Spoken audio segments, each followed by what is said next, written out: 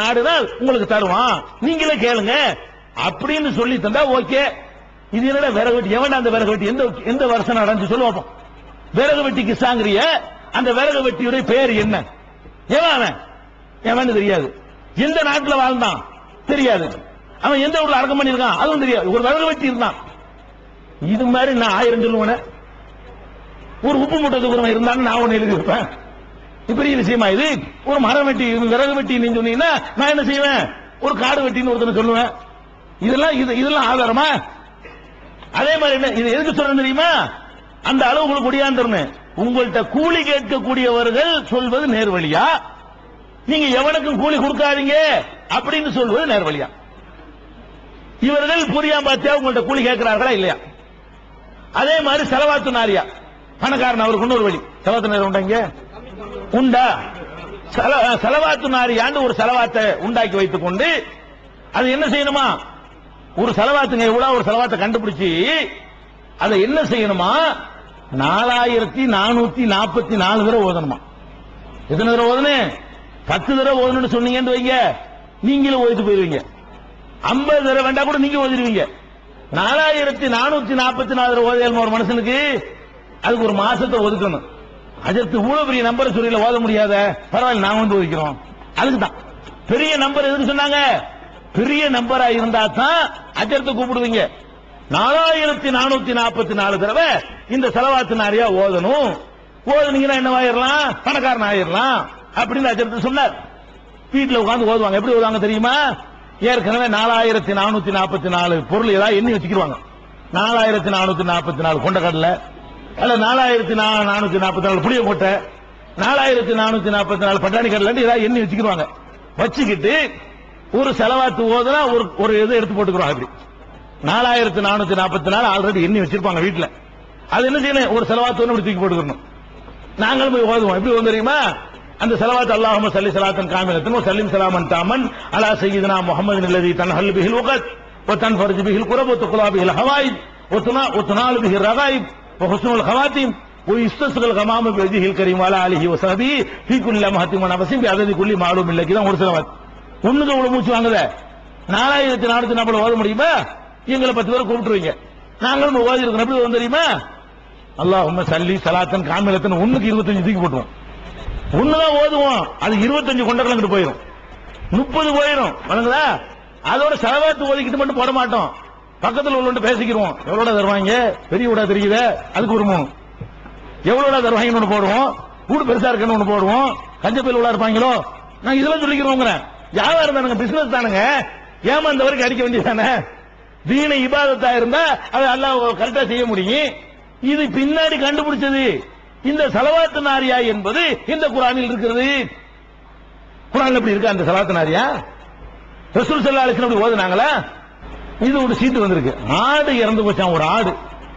அதுக்கு இமாம் வந்து 40ஆம் பாத்தியா ஓதிருக்காரு உங்க ஊர்ல. இந்த ஊர்ல சுப்ஹானல்லாஹ். யார் வழிகேன்னு பாத்துக்கிட்டீங்களா? ஆடு இறந்ததுல கூட அதுக்கு 40ஆம் பாத்தியா ஓதி இருக்கிறாருன்னா அவன் எங்க கொண்டு போயிருக்காரு உங்களை? இது எல்லாம் கண்டிக்கிறதா அஜர்குமார் கோபம். எதனால கோபப்படுறாங்க விளங்குதா? நாங்க வந்து நீங்க நல்லா சொர்க்கத்துக்கு போறதுக்குரிய வழியை உங்களுக்கு சொல்றோம். அவங்க என்னமோ வருமானம் அடிக்குதுன்ற மாதிரி அப்படி பாக்குறாங்க. அப்படி பார்க்க கூடாது. அவங்களும் திருந்தணும். தெரியாம நாங்களும் செஞ்ச ஆளுக்கு தான். நாங்க வெக்கத்தை விட்டு சொல்றோமா இல்லையா? நாங்க ஓதாத மௌலுதா, நாங்க ஓதாத கத்தமா, நாங்க ஓதாத செலவாத்து நாரியாவா, நாங்க ஓதாத புரியாம பாத்தியாவா? எல்லாம் ஓதணும். இரையச்சம் இல்லாமல் ஓதணும். அம்மாடி அல்லாஹ் புடிச்சு நிறுத்தி கேள்வி கேட்டா என்ன பண்றதுன்னு பயம் வந்தவன நாங்க வந்து உடைச்சு சொல்றோம். அது மாதிரி அஜத்து மாதிரி சொல்ல வேண்டியதானங்க. எங்களுக்கு தெரியலங்கிறதுனால எதுக்குறோமா? அப்ப அந்த மாதிரியான பாத்தியாக்களை உண்டாக்கி வைத்திருக்கிறார்கள். அப்ப இதுல எல்லாம் காசு கேட்கிறாங்க. இது அளவுகோல். என்ன கேட்கிறாங்க? இதை ஓதுனால் உங்க இடத்துல காசு கேட்கிறார்கள். எதையும் விடுறது இல்ல. புரியாம பாத்தியா வச்சா, சலாத்து நிறைய வச்சா ஒரு நல்லது. அட உங்க வீட்டுல ஒரு குழந்தை பிறந்து போச்சு, அதுக்கு ஒரு பேரை வைக்கணும். பேரை சொல்லி கூப்பிட வேண்டியான விட மாட்டார். நான் தான் வருவேன். எதுக்கு? உங்களுக்கு புள்ள பிறந்தா பேர் வைக்கிறதுக்கு அவர் தான் வருவாராம். பேரை கொண்டாந்து வைக்கணும். அவர் எடுத்துட்டு வந்து வைக்க போறான் பேரை. என்ன பேர் வைக்கிறிய? பேரை சொல்லி கூட வேண்டியானையா? நபிகள் நாயகம் ஸல்லல்லாஹு அலைஹி வஸல்லம் அவர்கள் வீடா போய் பேர் வச்சுட்டு இருந்தாங்களா? திருமறை குர்ஆன்ல அல்லாஹ் என்ன சொல்றான்? ஒரு பெண்மணியை பற்றி அல்லாஹ் சொல்கிறான். யாரு? மரியம். அந்த மரியமுடைய அம்மா இம்ரானுடைய மனைவி அவங்க வந்து மரியம் வயிற்றுல சுமந்து இருக்கிறாங்க. அப்ப அந்த மரியம்ங்கிற குழந்தையை பெற்றெடுத்துறாங்க. பெற்றெடுத்த உடனே என்ன பண்றாங்க தெரியுமா? அந்த காலத்துல ஜக்கரியா நபி அந்த ஊர்ல இருக்கிறாங்க. ஜக்கரியாங்கிற ஒரு நபி புரிய அஜர்த்து அவர் அந்த ஊர்ல இருக்கிறாரு. இந்த மரியமுடைய அம்மா என்ன பண்றாங்க தெரியுமா? இன்னி சம்மை துஹா மரியம், யா அல்லாஹ் என் மகளுக்கு நான் மரியம் என்று பெயர் சூட்டி விட்டேன். யார் பெயர் சூட்டுறா? தாய். தாய் மகளுக்கு பெயரை சூட்டுகிறார்கள். யார கூப்பிடல? அஜரத்தை கூப்பிடல, ஜக்கரியா நபியை கூப்பிடவில்லை. உங்களுக்கு ஒரு பிள்ளை பிறந்துருச்சுன்னு சொன்னா ஒரு பிள்ளைக்கு பேரை சொல்லி கூப்பிட வேண்டியானுங்க. ஆம்பளை பிள்ளை பிறந்துருச்சா, அல்லா என் பிள்ளைக்கு அப்துல்லான்னு பேர் வச்சுட்டேன், அது பேருக்கு தகுந்த மாதிரி நல்லடியான ஆக்கி வையல்லா அப்படின்னு கேட்டா உள்ளத்துல இருந்து கேட்பீங்க. உங்க பிள்ளை எப்படியான எனக்கு என்ன? உங்க பிள்ளைக்கு பேர் வைக்க என்னை கூப்பிட்டா அவன் கரிசரியா போனா எனக்கு என்ன, அவன் நல்லவனா போனா எனக்கு என்ன, அவன் எப்படி தொலைஞ்சா என்னங்கிற எனக்கு என்ன? ஒண்ணும் கிடையாது. உங்களுக்கு உங்க பிள்ளை அக்கறை இருக்கும். நீங்க என்ன பண்ணணும்? குழந்தை பிறந்து விட்டால் தாயோ தகப்பனோ அல்ல வீட்டுல குடும்பத்தில் உள்ள பெரியவனோ தாத்தாவோ பாட்டியோ, யா அல்லாஹ் என் பேரன் எனக்கு பேரன் பிறந்திருக்கிறான், என் பேரனுக்கு இப்ராஹிம் பேர் வச்சுட்டேன், இப்ராஹிம் நபி மாதிரி நல்லடியார் ஆக்கி வை அல்லாண்டு அல்லாண்டு கேட்டு இப்ராஹிம் கூப்பிடுவியா? அவர் அங்கிருந்து வருவார் வாத்தியான்னு சொல்லி அதுக்கு ஒரு பங்கன் போட்டு அதுக்கு ஒரு விசேஷமான ஏற்பாடுலாம் பண்ணி அதுக்கப்புறம் பேரை வந்து வைக்குவார். இல்லைங்க காசு சரி பேரை வச்சு சேவையா செஞ்சுட்டு போறாரா? சரி நம்ம சமுதாய மக்களுக்கு பேர் வைக்க தெரியல, நம்ம ஒரு சேவை செய்வோம், பொது தொண்டு செய்வோம் அப்படின்னு போவாரா? தவறு. பேர் வச்சா என்னது? நமக்குள்ளது எங்க ஒண்ணு தரலையா? இப்ப பரவாயில்லை, விழிப்புணர்வு காலம். அந்த காலத்துல அந்த காலம் ரொம்பலாம் இல்ல, அநேகமா உங்க காலத்துல இருந்திருக்கும் நினைக்கிறேன்.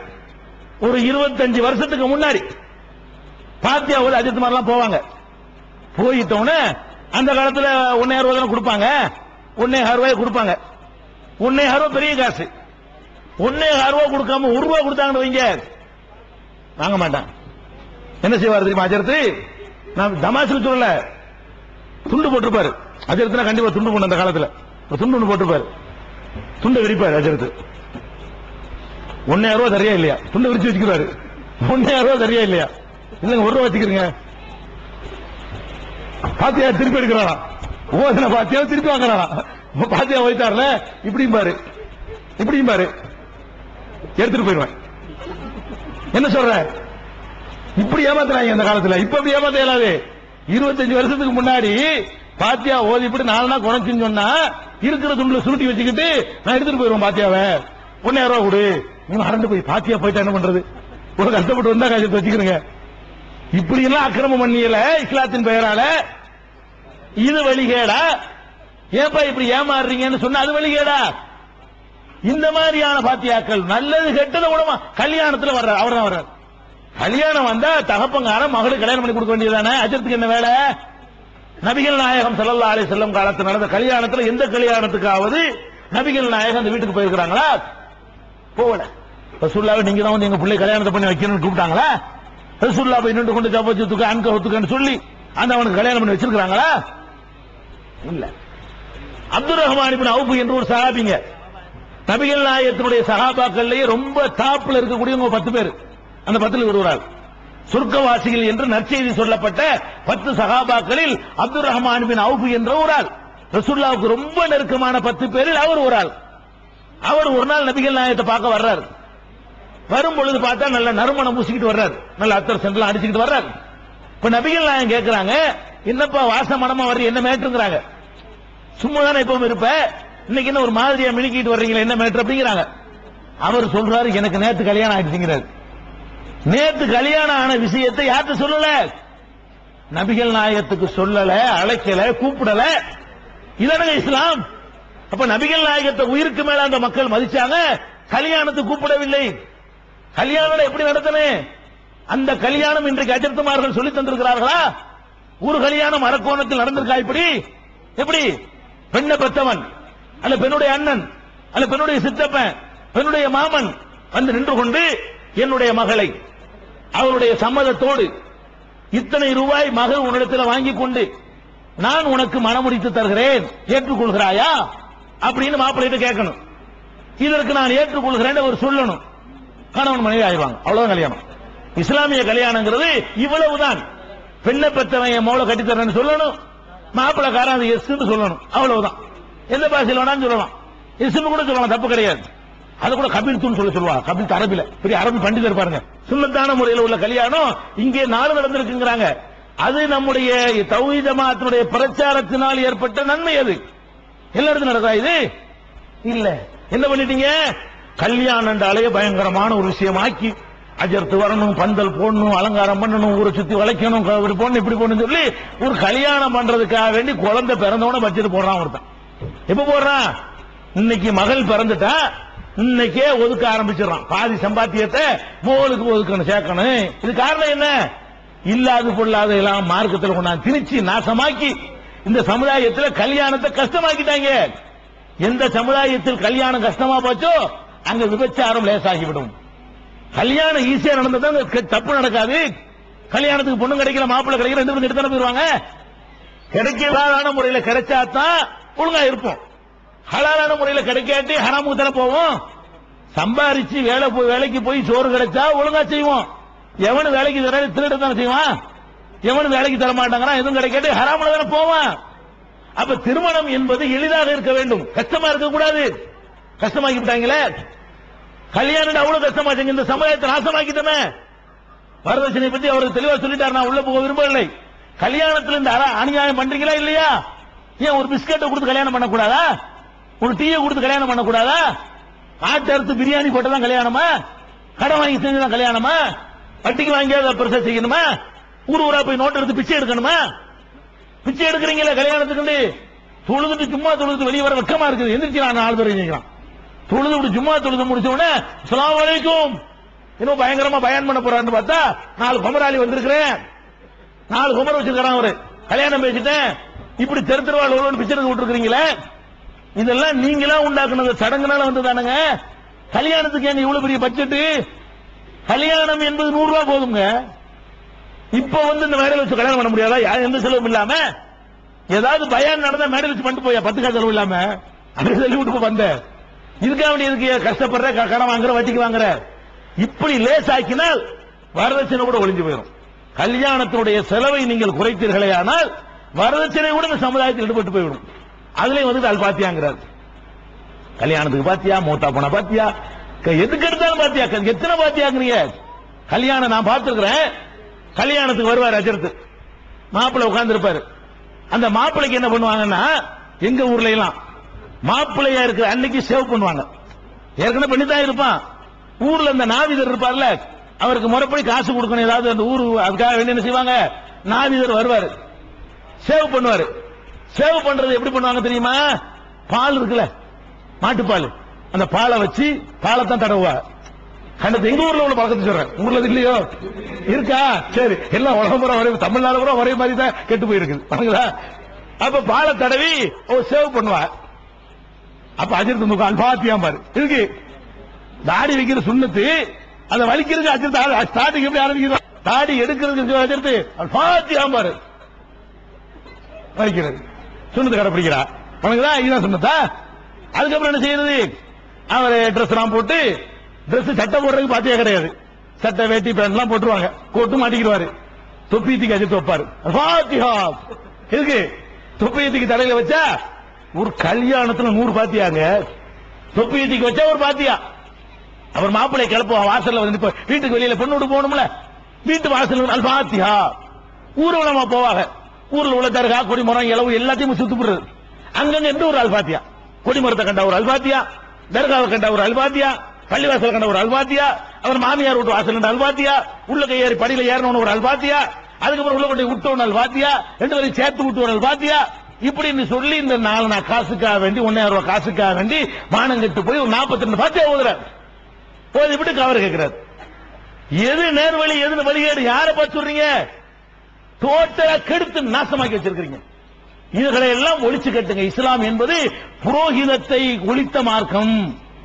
மற்ற மதங்களில் இருப்பதை போல மதகுருமார்களுக்கு இங்கே வேலை இல்லை. பிரச்சாரம் செய்கிற வேலையை தவிர சடங்குகளை நடத்தி வைக்கிற வேலை யாருக்கும் கொடுக்கப்படவில்லை இஸ்லாத்தில். நீங்க வேற மதங்கள் மாதிரி இதை ஆக்குனீங்க காரணத்தினாலதான் வளரல நின்று போச்சு. கூட்டம் கூட்டமாக இந்த மார்க்கத்தில் சேர்ந்தவர்களுடைய எண்ணிக்கை அந்த அளவுக்கு இல்ல, நின்றுச்சு. உங்க அப்பம் பாட்டன் காலத்துல வந்த அளவுக்கு வரலையே. நீங்க உங்களிடமிருந்து அவர்கள் காப்பீடிப்பதற்கு பதிலாக அங்கிருந்து நீங்கள் காப்பீடித்து விட்டீர்கள். இப்படி ஏராளமான அனாச்சாரங்களை உண்டாக்கி இருக்கிறீங்க. ஃபர்ஸ்ட் அளவுகள் வழங்குதா? உங்களிடத்துல கேட்கிறவர்கள் சரியான வழியில் இருக்கிறார்களா, உங்களிடத்துல எதையும் கேட்காதவர்கள் சரியான வழியில் இருக்கிறார்களா? இதை விளங்கி கொடுங்க. நேர் வழி எதுன்னு தெரிஞ்சு போயிடும், வழிகேடு எதுன்னு தெரிஞ்சிடும். இவ்வளவு நிறுத்திட்டாங்களா? ஒருத்தனுக்கு வைத்த வழி பாருங்க, அஜத்து மாறு பண்ற வேலை. சுபஹானல்லாஹ். வைத்த வழின்னு ஒருத்தன் போன அஜத்துட்டு போன ஒரு கிருக்கனே அஜத்துட்டு போன டாக்டர் போக முடியானே. இவன் என்ன செய்யறான்? வழங்காதவன் வைத்த வலிச்சு அஜத்துட்டு போறான். அஜத்து வைத்த வலிக்குது. இவன் என்ன பண்ணனு? மக்கள் அறியாமையில் இருக்கிறாங்க, வேற வேற மார்க்கங்க இப்படி ஏமாத்தி வச்சுக்கிறாங்க, நம்ம சரியான வழியை சொல்லிக் கொடுப்போம் அப்படின்னு சொல்ல வேண்டிய அஜித் என்ன பண்றாரு? வைத்த வழியா இது மை போட்டு பாக்குறோம்.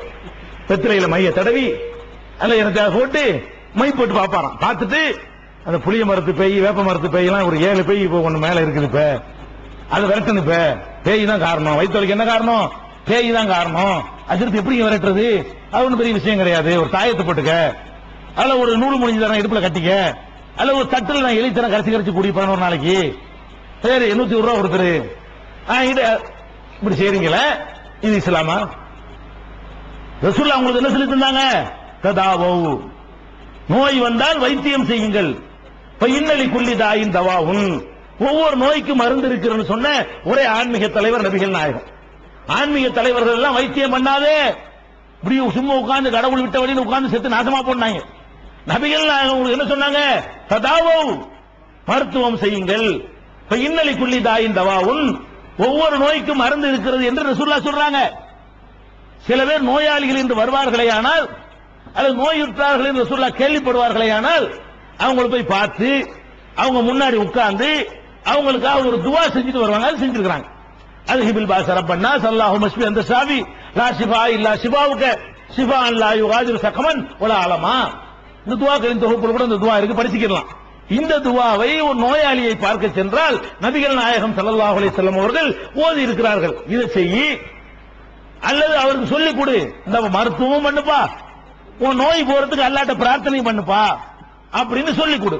இதெல்லாம் மார்க்கத்தில் உள்ளது. இது உள்ளதா? தாயத்து போட்டு 11 ரூபா வாங்குற மார்க்கத்தில் உள்ளதா? தட்டு எழுதி கொடுத்து 101 ரூபா வாங்குறது மார்க்கத்தில் உள்ளதா? எல்லாம் காசு. உங்களுக்கு மார்க்கெண்ட காசு தானா? மார்க்கெண்ட ஒரு வியாபார பொருளா? உங்களுக்கு பெட்டி கடை, வெத்தலாவ கடை வைக்கிற மாதிரி இது ஒரு மார்க்க கிடையாது. இது என்னப்பா நினைச்சிட்டு இருக்கிறீங்க? இப்படி வியாபாரம் ஆக்கி விட்டாங்க. நபிகள் நாயகம் ஸல்லல்லாஹு அலைஹி வஸல்லம் சொன்னாங்க, மன் தல்லக தமீமத்தன் ஃபகத் அஷ்ரக், யார் ஒருத்தன் தாயத்தை தொங்க விட்டுக் கொள்கிறானோ அவன் அல்லாஹ்வுக்கு இணை கற்பித்து விட்டான். தாயத்தை மாட்டுன 2 அல்லாஹ்வை நம்பிட்டேன்னு அர்த்தம். மாட்டக்கூடாது, இஸ்லாத்தை விட்டு வெளியே போயிட்டான். இந்த கூத்துகள் நடந்து கொண்டிருக்கிற காட்சியை பார்க்கிறோம். அஜர்த்துமார்கள் செய்யற வேலை. அஜர்த்து ஒரு கல்யாணம் பண்ணணும்னு போய் சொல்றீங்க, மகளுக்கு கல்யாணம் வைக்கணும், அல்ல அஜர்த்து ஒரு வீடு கட்டணும், அடிக்கல் நாட்டணும், கடை திறக்கணும் அப்படின்னு சொன்னா அஜர்த்து என்ன பண்ணுவாரு? இருங்க, நீங்க பாட்டுக்கு இஷ்டத்துக்கு பண்ணிவிடாதீங்க, ஒரு நல்ல நேரம் பார்த்து நான் தர்றேன், நல்ல நாள் ஒண்ணு பார்த்து தர்றேன். அஜர்த்து என்ன பண்றாரு? நீங்களுமே கேட்கறீங்க இல்லங்க, அஜர்த்து கல்யாணம் பண்ணணும், ஒரு நல்ல நாள் பார்த்து சொல்லுங்க. அவர் நாள் பார்த்து சொல்றாரு. வீடு கட்டுறதுக்கு அவர் தான் நாள் பார்க்கிறாரு. அவருக்கு ஒரு வீடு கட்டிக்கிறது தெரியல, அவர் உங்களுக்கு நாள் பார்க்கிறாரு. அந்த மாதிரி நாள் பார்த்தாங்க. அவர் கடையில வந்து பணக்காரராக்குறதுக்கு வியாபாரத்தை கூட்டுறதுக்கு பார்த்தே போகிறார். இந்த நல்ல நாள் கெட்ட நாள் இஸ்லாத்துல உண்டா? இதெல்லாம் உங்க வியாபாரத்தை உண்டாக்கி இருக்கிறீங்க. நாங்க இஸ்லாத்தை விட்டுருங்க. பொதுவா அறிவுப்படி சிந்திச்சு பார்த்தா நல்ல நாள் என்றோ நல்ல நேரம் என்றோ ஒன்னு இருக்குதா? ஒன்னு இருக்குதா? நல்ல நாள் என்ன என்ன என்ன சொல்ல வர்றீங்க? நல்ல நாள்னா அந்த நாளில் எல்லாம் நல்லதா நடக்கணும், அது நல்ல நாள். கெட்ட நாள்னா அந்த நாள்ல எல்லாம் கெட்டதா நடக்கணும். இதான் அளவுகோல். நான் கேட்கிறேன், எந்த ஒரு நாளையா எடுத்துக்கிட்டு வா. எந்த ஒரு நாளை எடுத்துக்கொண்டாலும் நாள் வேண்டியதில்லை. இந்த செகண்ட், இது ஒரு செகண்ட். இந்த செகண்ட் நல்ல செகண்டா கெட்ட செகண்டா சொல்ல இயலாது. ஏன் சொல்ல இயலாதுன்னு கேட்டா, இந்த ஒரு செகண்ட்ல 100 பேர் செத்து இருப்பான், 100 பேர் பிறந்திருப்பான். செத்தவனுக்கு கெட்ட நாள், பிறந்தவனுக்கு நல்ல நாள். இதனே அர்த்தம். நல்லது மட்டும் எந்த நேரத்தில் நடந்திருக்கு சொல்லு பார்ப்போம். கெட்டதா நடந்த நேரத்தை மட்டும் சொல்லு பார்ப்போம். ஒரு நேரத்தில் அன்னைக்கு கடை திறந்தா அன்னைக்கு 50 பேர் கோடி சொன்னாயிருவானா? ஒரு நாள் ஜனவரி 1ஆம் தேதினா 100 பேர் பிச்சைக்காரனா போயிருவான், 100 பேர் பணக்காரனா போயிருப்பான். 2ஆம் தேதிக்கு அப்படித்தான் இருப்பான், 3ஆம் தேதிக்கு அப்படித்தான் இருப்பான். இது என்னடா நல்ல நாள் பாக்குறீங்க? الذي خلق فسوى والذي قدر فهدى والذي أخرج المرعى. கண்ணியத்திற்குரிய எல்லாம் வல்ல அல்லாஹ் ஜல்ல ஷானஹு தஆலாவின் நல்லடியார்களே, அல்லாஹுடைய பேரருளால் அவனுடைய மார்க்கத்தை அதன் தூய்மையான வடிவத்திலே அறிந்து கொள்ள வேண்டும் என்பதற்காக நாம் எல்லாம் இங்கே பெரும் திரளாக குழுமியிருக்கிறோம். இந்த நிகழ்ச்சியிலே வழிகெடுப்பவர்கள் யார் என்ற தலைப்பு எனக்கு தரப்பட்டுள்ளது. இதற்கு காரணம் என்னவென்று சொன்னால், கடந்த 25 ஆண்டுகளாக தமிழகத்திலே ஏகத்துவ பிரச்சாரத்தை நாங்கள் முடுக்கிவிட்டு செயல்பட்டுக் கொண்டு வருகிறோம்.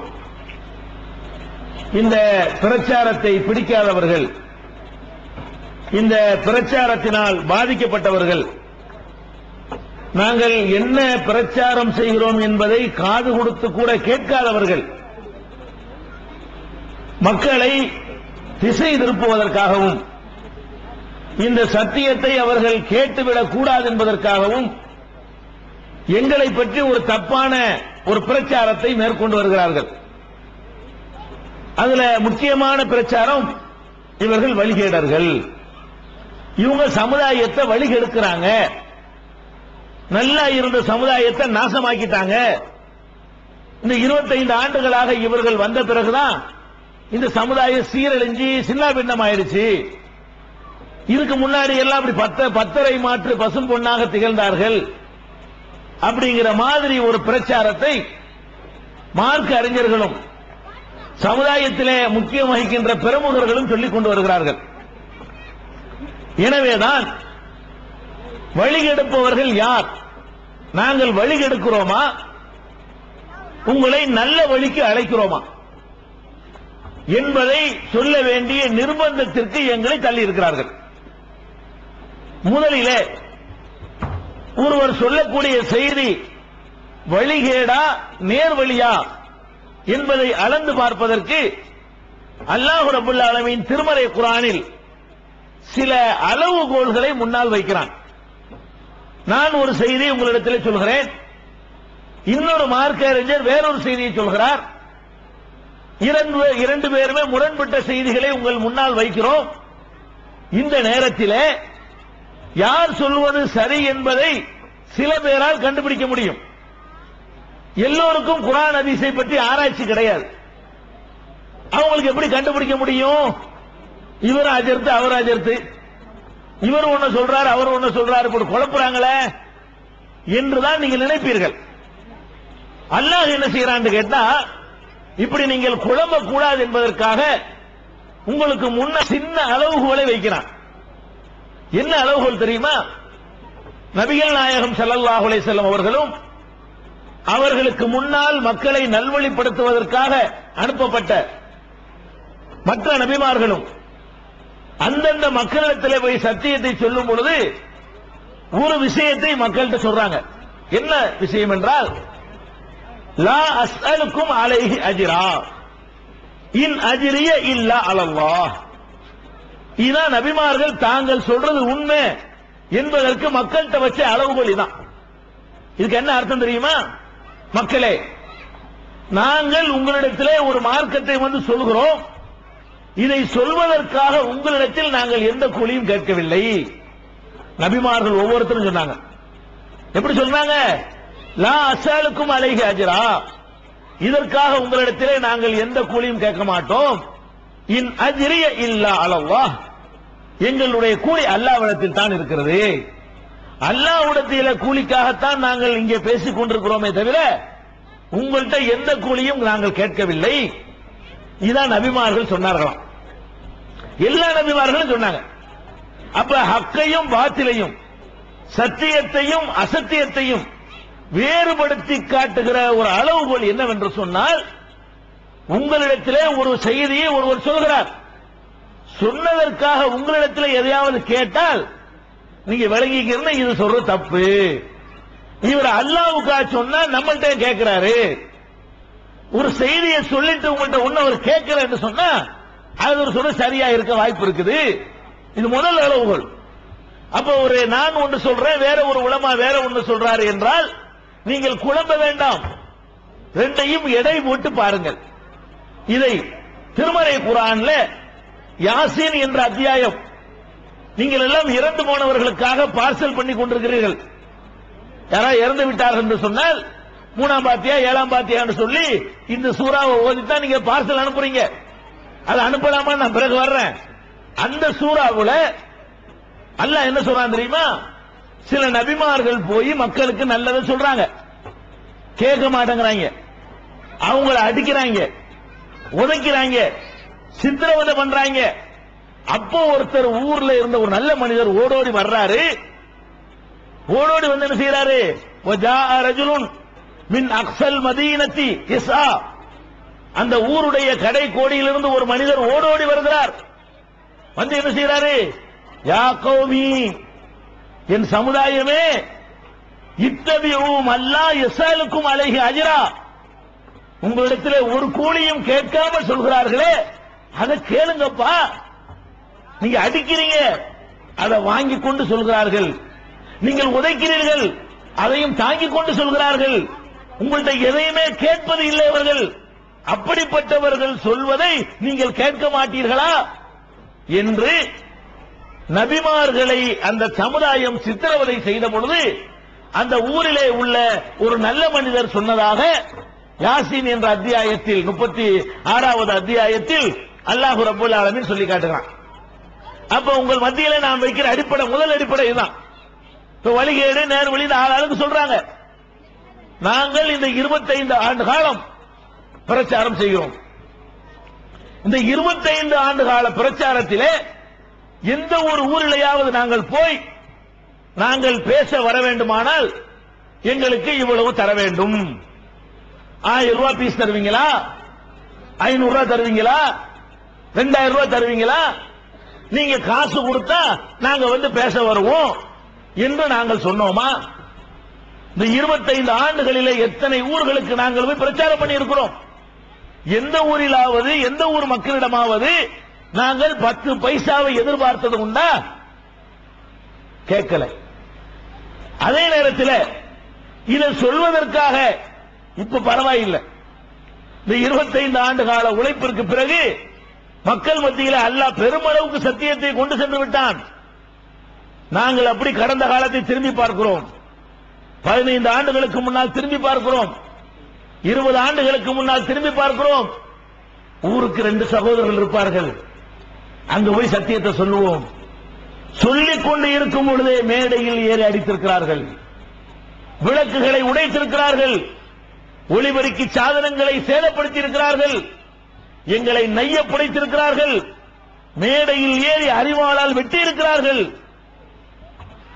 உயிருக்கு ஆபத்தான நிலை ஏற்படுத்தியிருக்கிறார்கள். இவ்வளவையும் நாங்கள் சந்தித்த பிறகும் இதைத்தான் சொல்லிக் கொண்டிருக்கிறோம். உங்கள்கிட்ட நாங்க ஒரு கூலி கேட்கவும் இல்லை. அதே நேரத்தில் நீங்க கொடுக்கிற சித்திரவதைகளையும் நாங்கள் ஏற்றுக்கொண்டு அந்த சொன்ன சொல்லில் உறுதியாக நாங்கள் இருக்கிறோம்.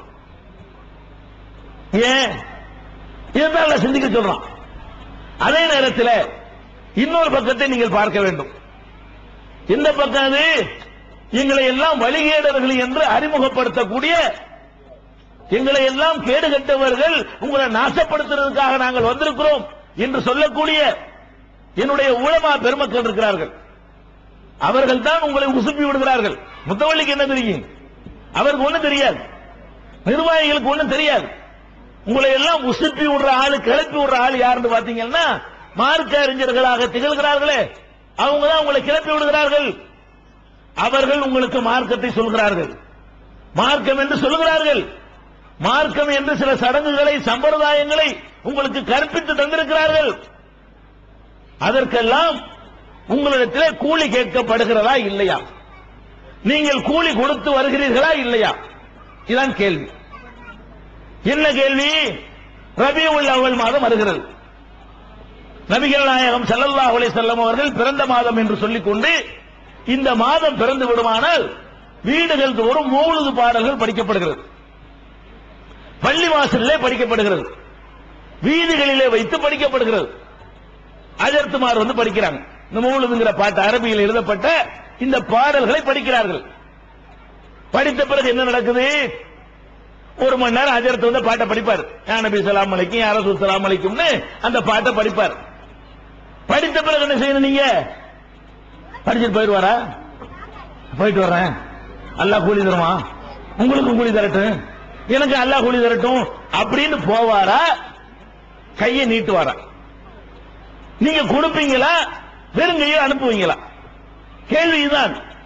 அப்ப உங்கள்ட்ட ஒரு மார்க்கம்னு உனக்கு சொல்றாரு, இதை செய்யுங்க ஆர்வப்படுத்துறாரு. ஆர்வப்படுத்திட்டு என்ன பண்றாரு? உங்கள்ட்ட காசு கேட்கிறாரு. இதானுங்க அளவுகோல். அது அல்லாஹ்வுக்காக செய்யற ஒரு காரியத்துக்கு மனுஷன் எப்படி காசு கேட்கிறது? இஸ்லாத்துல எந்த ஒரு இபாதத்தையும் எந்த ஒரு வணக்கத்தையும் அல்லாஹ்வுக்காக செய்யணும். அல்லாஹ்வுக்காக செய்றேன் என்று சொல்லி உங்களை வந்து ஆர்வம் ஊட்டுறாரு. இது நல்ல காரியம் என்கிறாரு. இதை செஞ்சா பயங்கரமா உங்களுக்கு நன்மை கிடைக்கும்ங்கிறாரு. அவர் அந்த நன்மை அல்லாஹ் அவர் முதல்ல எதிர்பார்க்கணுமா இல்லையா? அவர் மாத்திரம் நன்மையை உங்கள்கிட்ட எதிர்பார்க்கிறார். அப்ப விளங்குறோம், இது பொய். மௌலிதுன்னு ஒண்ணு இஸ்லாத்துல இல்ல. இது வந்து வருமானத்திற்காக உண்டாக்கி இருக்கிறார்கள். விளங்குதா இல்லையா? நீங்க ஓதுற மௌலிது இருக்கிறதே, ரபியுல் அவ்வல் மாதம் வந்தால் சுப்ஹான மௌலிது ஓதுகிறீர்கள், ரபியுல் ஆகிர் வந்தால் முஹீதீன் மௌலிது ஓதுகிறீர்கள், ஷாகுல் ஹமீது மௌலிது ஓதுகிறீர்கள், அஜ்மீர் காஜாவுக்கு மௌலிது ஓதுகிறீர்கள், ஹசன் ஹுசைன் மௌலிது ஓதுகிறீர்கள், இன்னும் ஏராளமான மௌலிது பாடல்களை படிக்கிறீர்கள். இதெல்லாம் வியாபாரமாக நடக்கிறதா, இபாதத்தாக நடக்கிறதா? வியாபாரமா நடக்கிறது. வியாபாரத்துக்கு என்ன அளவுகோல்? ஒரு நல்ல வசதியான ஒரு வீட்டில் மௌலிது கூப்பிடுறாங்க, ஒரு 200 ரூபாய் கொடுப்பாங்க. ராத்திரிக்கு இஷாவுக்கு பிறகு ஆரம்பிக்கிற மௌலிது சுபுஹ் வரைக்கும் போகும். இஷாவுக்கு பிறகு அந்த மௌலிது ஆரம்பிப்பார் அஜர்த்து. புதுசு புதுசு மெட்டுகள்ல எல்லாம் அந்த பாட்டை எடுத்து விட்டு அப்படி உங்களை எல்லாம் பரவசப்படுத்தி அந்த கச்சேரியை நீட்டித்து கடைசியா சுபுகளை வந்து முடிப்பார். இது 200 ரூபாய்க்கு. இதுல 100 ரூபாய் கொடுக்கிற இடமா இருந்தால் ஒரு 12 மணிக்கு எல்லாம் கச்சேரி முடிந்து விடும். அதுல 50 ரூபாய் கொடுத்தீர்களே ஆனால் 10 மணிக்கு முடியும். 5 ரூபாய் கொடுத்தீங்க வைங்க, யா நபி ஸல்லல்லாஹு அலைஹி யா ரசூல் ஸல்லல்லாஹு அலைஹி யா ஹபீப் ஸல்லல்லாஹு அலைஹி தான் 1/2 மணி நேரத்தில் முடிஞ்சு போயிடும் கச்சேரி. அப்ப நான் எதுக்கு என்ன எதை சொல்ல வர்றேன் வழங்குதா உங்களுக்கு? மார்க்கம் என்று சொன்னால் ஒன்று ஹக்கு பாத்திலு சத்தியம் அசத்தியம் என்று வேறுபடுத்துவதாக இருந்தால் உங்கள்கிட்ட எதையாவது எதிர்பார்க்கிறவன் சரியா சொல்லுவானா, எதையும் எதிர்பார்க்காதவன் சரியா சொல்லுவானா? நீங்க இதை நாங்கள் சொல்வதனால் எங்களுக்கு என்ன தந்து விட்டீர்கள்? உங்கள்ட்ட நாங்கள் என்னத்தை பெற்றோம்? ஒண்ணும் கிடையாது. அங்க நன்மை கிடைக்கும் கத்துறோம், வேற என்ன?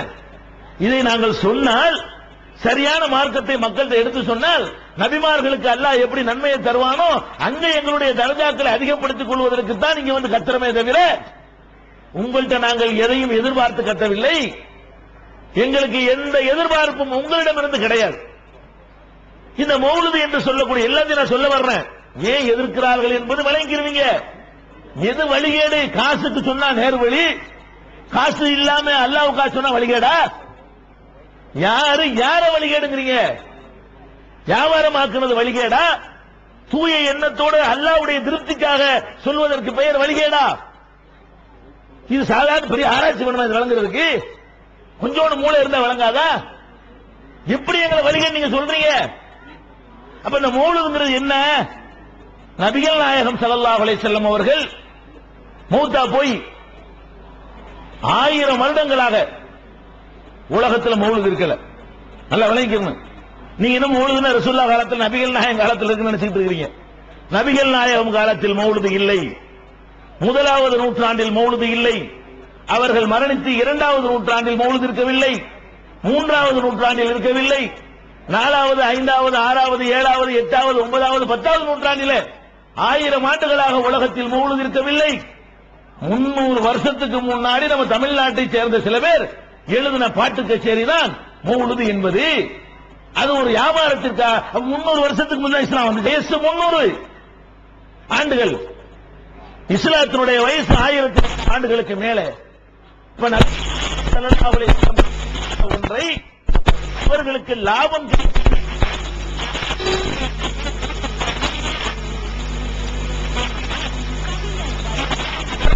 குர்ஆன்ல இருந்து ஆதாரத்தை காட்டு. இந்த மாதிரி நபிகள் நாயகம்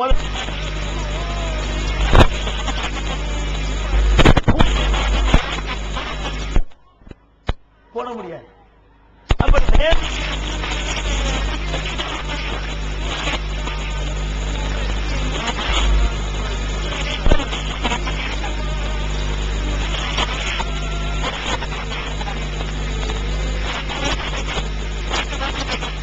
அந்த குடும்பத்தார்ட்ட போய் என்ன பண்றாருன்னு கேட்டா, அன்னைக்கு ஒரு செலவெழுத்து வைக்கிறாரு, 3ஆம் பாத்தியாண்டு ஒரு செலவெழுத்து வைக்கிறாரு, 7ஆம் பாத்தியாண்டு ஒரு செலவெழுத்து வைக்கிறாரு, 40ஆம் பாத்தியாண்டு செலவெழுத்து வைக்கிறாரு, 6 மாசம் கழிச்சு அதுக்கு ஒரு பாத்தியாங்கிறாரு, 1 வருஷம் ஆயிடுச்சுன்னா அதுக்கு ஒரு பாத்தியாங்கிறாரு. அப்புறம் வருஷா வருஷம் அந்த வீட்டுல போய் தட்டிக்கிட்டு என்ன செய்யறாரு, பாத்தியா ஓதிக்கிட்டு இருக்கிறாரு. இது எங்க உள்ளது? இது எதுக்கு உண்டாக்கப்பட்டது? உங்க தகப்பனார், உங்க பாட்டி, உங்க தாத்தா சொர்க்கத்துக்கு போகணுங்கிறது தான் செய்யறாரு அவரு. இந்த அஜர்த்து உங்க வீட்டுல 3ஆம் பாத்தியா ஓதுறதுக்கும் 7ஆம் பாத்தியா ஓதுறதுக்கும் வருஷ பாத்தியா ஓதுறதுக்கும் உங்க தாத்தா சொர்க்கத்துக்கு போகணுங்கிற ஆர்வத்துல ஓதுறாரா? இல்ல. இல்லங்கிறது எங்கேயும் போவானா, அவர் ஓதிட்டு கையை நீட்டு வர வழங்கிக்கலாம். அந்த பாத்தியா ஓதிவிட்டு என்னன்னு கேட்பாரு, எங்க நமக்குள்ள எங்க கவர் எங்க கைமடக்கு எங்கன்னு கேட்பார்ல, கவர் கொடுத்தாருங்க போவாரு. அப்ப கவர் வாங்குறாருன்னு சொன்னா என்ன அர்த்தம்? கவருக்கு செஞ்சாருன்னு அர்த்தம். அதான் அர்த்தம். ரூபாய் வாங்கிட்டாருன்னு சொன்னா எங்க 11 ரூபாய் எங்க, 101 ரூபாய் எங்க, 50 ரூபாய் எங்கன்னு வாங்குறாரு. அப்ப நல்லா தெரியுது, இந்த இறந்து போனவர்கள் ஒரு நெருக்கடியில் இருக்கிறார்கள். என்ன நெருக்கடி? நம்ம தாத்தா எப்படியா சொர்க்கத்துக்கு போயிடணும், நம்ம பாட்டி எப்படியா சொர்க்கத்துக்கு போயிடணும், நம்ம அம்மா எப்படியா சொர்க்கத்துக்கு போயிடணும், நம்ம அத்தா எப்படியா சொர்க்கத்துக்கு போயிடணும்னு நீங்க எல்லாம் ஆசைப்படுறீங்க. இத பாக்குறாரு. இவங்க சரியான நேரத்துல இதான் அடிக்கிற நேரம், இதான் இவங்க அமுக்குற நேரம் அப்படி நினைத்து கொண்டு, அத்தா சொர்க்கத்துக்கு போகணுமா, பாட்டி சொர்க்கத்துக்கு போகணுமா, நம்மளை கூப்பிடுங்க, நம்மளை கூப்பிடுங்க. என்ன செய்யணுங்க? நாங்க அல்பாத்தியா ஓதுவோம்ல, உடனே சொர்க்கம் கிடைச்சிருமா? கிடைச்சிரும்ல. இது நேர் வழியா? இதான் நேர் வழியா? இதான் நேர் வழியா? நபிகள் நாயகம் ஸல்லல்லாஹு அலைஹி வஸல்லம் காலத்தில் அவங்களுடைய குடும்பத்தில் நிறைய பேர் மௌத்தா போனாங்களா இல்லையா? இந்த மௌத்துங்கிறது 20ஆம் நூற்றாண்டு கண்டுபிடிப்பு. அன்னைக்கு தான் புதுசா நடக்குதா? மௌத்து என்பது ஆதம் அலைஹிஸ்ஸலாம் காலத்துல இருக்கக்கூடிய ஒரு விஷயம் தானங்க. இப்ப நம்ம காலத்துல மௌத் ஆகிற மாதிரி நபிகள் நாயகம் காலத்துல மௌத்தா இருப்பாங்களா இல்லையா? நிறைய பேர் மரணிச்சிருப்பாங்க. அப்படி மரணித்தவர்களுக்காக இப்படி மார்க்கத்தில் இது செய்ய வேண்டும் என்று இருந்தால் நபிகள் நாயகம் ஸல்லல்லாஹு அலைஹி வஸல்லம் அவர்கள் செய்திருப்பார்களா இல்லையா? நபிகள் நாயகத்துடைய மனைவி ஹதீஜா நபிகள் நாயகத்துக்கு முந்தி மௌத்தா போனாங்களா, பிந்தி மௌத்தா போனாங்களாங்க? முந்தி. அப்ப நபிகள் நாயகத்துடைய மனைவி ஹதீஜா அவங்க நபிகள் நாயகம் இந்த உலகத்துல வாழும் போதே மௌத்தா போயிட்டாங்க. அப்ப இஸ்லாத்துல 3, 7, 40 வருஷம் பாத்தியா இருந்தா அத நபிகள் நாயகம் மனைவிக்கா ஓதிருப்பாங்கல்ல. என் மனைவி மௌத்தாகி விட்டார்கள், அவர்களுக்காக நான் 3ஆம் பாத்தியா ஓதுறேன், எல்லாரும் வாங்க, நான் 7 ஓத போறேன் வாங்க, நான் 40 ஓத போறேன் வாங்க, ஓதுனாங்களா? நபிகள் நாயகத்துடைய 2வது மகள் ருக்கையா, நபிகள் நாயகத்துடைய 4 பொம்பளை பிள்ளைகள் எல்லாம் கொடுத்தான். அதுல 2வது மகளுடைய பெயர் ருக்கையா. ருக்கையா அவர்கள் நபிகள் நாயகம் உசுரோடு இருக்கும்போது மௌத்தா போயிட்டாங்க. ருக்கையாங்கிறவங்க நபிகள் நாயகம் ஸல்லல்லாஹு அலைஹி வஸல்லம் இந்த உலகத்துல வாழும் பொழுது அவங்களுடைய 2வது மகள் மௌத்தா போயிட்டாங்க. அந்த மகளுக்காக ஓதுனாங்களா? நபிகள் நாயகத்துக்கு ஒரு ஆம்பளை பிள்ளை எல்லாம் கொடுத்தான், இப்ராஹிம்.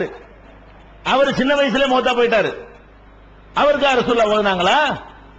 நபிகள் நாயகம் உசுரோடு இருக்கும்போது அவங்க சின்னவாப்பா சின்னத்தா ஹம்சா அவர் கொல்லப்பட்டார் ஓது போறல, அவருக்காண்டி ஓதுனாங்களா? யாருக்கும் ஓதல. அட நபிகள் நாயகம் ஸல்லல்லாஹு அலைஹி வஸல்லம் மௌத்தா போன பிறகு அவங்களுக்காக சஹாபாக்கள் ஓதுனாங்களா? அவங்க மகள் பாத்திமா உட்கார்ந்து பாத்தியா ஓதிட்டு இருந்தாங்களா? அப்ப நமக்கு விளங்குறது, ஒரு மனிதனுடைய அந்த பலவீனத்தை பயன்படுத்தி கொண்டு, என்ன பலவீனம்? இறந்து போனவர் எப்படியாவது சொர்க்கத்துக்கு போகணும்னு நம்ம ஆசைப்படுவோம். நம்ம தகப்பனார் சொர்க்கத்துக்கு போக ஆசைப்படுவோம், நம்ம பாட்டனார் சொர்க்கத்துக்கு போக ஆசைப்படுவோம். இவங்க சரியான ஒரு ஆசையில இருக்கிறாங்க, இதுக்கு என்ன வேண்டாலும் செய்வாங்க அப்படின்னு கருதி கொண்டு நபிகள் நாயகம் செய்யாத ஒன்றை, குர்ஆனில் இல்லாத ஒன்றை, சஹாபாக்கள் செய்யாத ஒன்றை, தாபியீன்கள் செய்யாத ஒன்றை, முதல் நூற்றாண்டில் இல்லாத ஒன்றை, 2வது நூற்றாண்டில் இல்லாத ஒன்றை, 1000 ஆண்டுகளாக இந்த சமுதாயத்தில் இல்லாத ஒன்றை புதிதாக உருவாக்கி வருமானம் சில்லறை அடிப்பதற்காக வேண்டி உங்கள் மீது இதை திணித்திருக்கிறார்களா இல்லையா? இதை வேணான்னு சொன்னா நாங்க வழிகேடா? இப்ப நபிகள் நாயகம் வேணான்ட்டாங்களா? அவங்க வழிகேடா? இது வேணும்னு சொல்லக்கூடிய நீ குர்ஆன்ல இருந்து காட்டுப்பா, உன்னோட சேர்ந்து நானும் ஓதுறேன். நபிகள் நாயகம் ஓத சொன்னாங்கன்னு காட்டு, நானும் ஓதுறேன். அப்ப இந்த வணக்கம் இதுவே மார்க்கத்தில் இல்லாதது. ரெண்டாவது தெரியுது விஷயம், இத ஓதுனா என்ன கேட்கிறார் அவரு? காசு கேட்கிறார்ல. அப்ப ஒரு நல்லது கெட்டது நடக்க முடியவில்லை. அதுல எல்லாம் உங்களோட உறவு வைக்கிறார்கள். நாங்க தௌஹீத் ஜமாத்துக்கு வந்திருக்கிறோம், உங்க வாப்பாவை சொர்க்கத்துக்கு கூட்டிட்டு போயிடுறோம், நமக்கு ஒரு 1000 ரூபாய் நன்கொடை தாங்கன்னு உங்கள்ட்ட கேட்டோமா? கேட்டா நாங்க சொல்ல வழி கேட்டு சொல்லுங்க. உங்க வீட்டுல உங்க தாத்தா மூத்தா போயிட்டாரு, நாங்க உடனே உங்கள்ட்ட ஒடியாந்து அவரை கூப்பிடா எங்களை கூப்பிடுங்க, தொழில் போட்டின்னு சொல்லுங்க, அப்படி சொல்லிட்டு போங்க. அந்த கூப்பிடா என்ன கூப்பிட்டா என்ன அப்படின்னு கொண்டு வந்து கேட்டோமா? என்னையும் கூப்பிடாது அவரையும் கூப்பிடாதுங்க. நாங்க உங்கள்ட்ட என்ன சொல்றோம்? என்னையும் கூப்பிடாதப்பா அவரையும் கூப்பிடாதப்பா, உங்க அத்தாவுக்கு நீ ஓது, உங்க தாத்தாவுக்கு நீ ஓது, உங்க பாட்டிக்கு நீங்க அல்லாட்ட.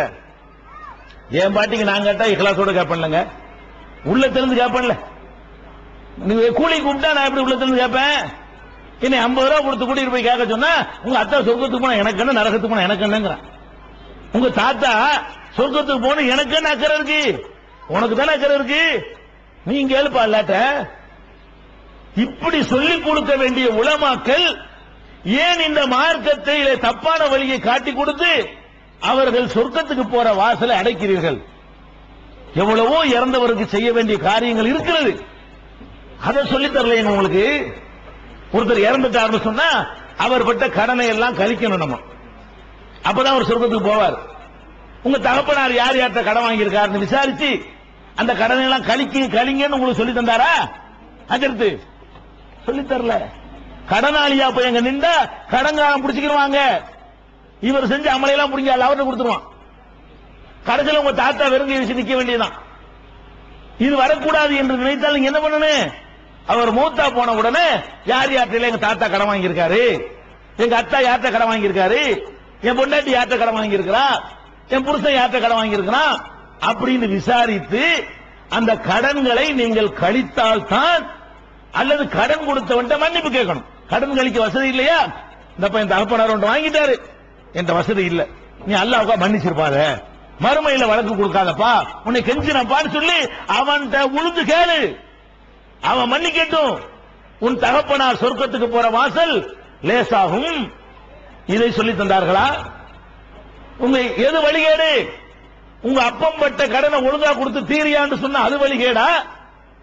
நீங்க அப்பம் பட்ட கடன் எல்லாம் கொடுக்காத நரகத்துக்கு போட்டு எனக்கு வெட்ட வேண்டியதை வெட்டு, இது வழிகேடா? எது வழிகேடு? இதுக்கு பெரிய ஆராய்ச்சி ஒண்ணு கண்டுபிடிக்க குர்ஆன் ஹதீஸ்ல அலசி ஆராய்ச்சி தான் இது விளங்க இயலுமா? சாதாரண அறிவு இருந்த விளங்காதா இது? நாங்க என்னங்க சொல்றோம் உங்கள்ட்ட? உங்க அப்பனும் ஆத்தாவும் சொர்க்கத்துக்கு போறதுக்குரிய சரியான வழியை நாங்க சொல்றோம். நாங்க உங்கள்ட்ட கேட்கல. உங்களுடைய பெற்றோர்கள், உங்களுடைய குடும்பத்தில் உள்ள ஒருத்தர் மரணித்து விட்டார் என்று சொன்னால் அவர் ஏதாவது கடமையான நோன்புகள் அவர் நோக்க வேண்டி இருந்து அதை செய்யாம மூத்தா போயிட்டார். ஒரு 5 நோன்பு பாக்கி இருக்கு.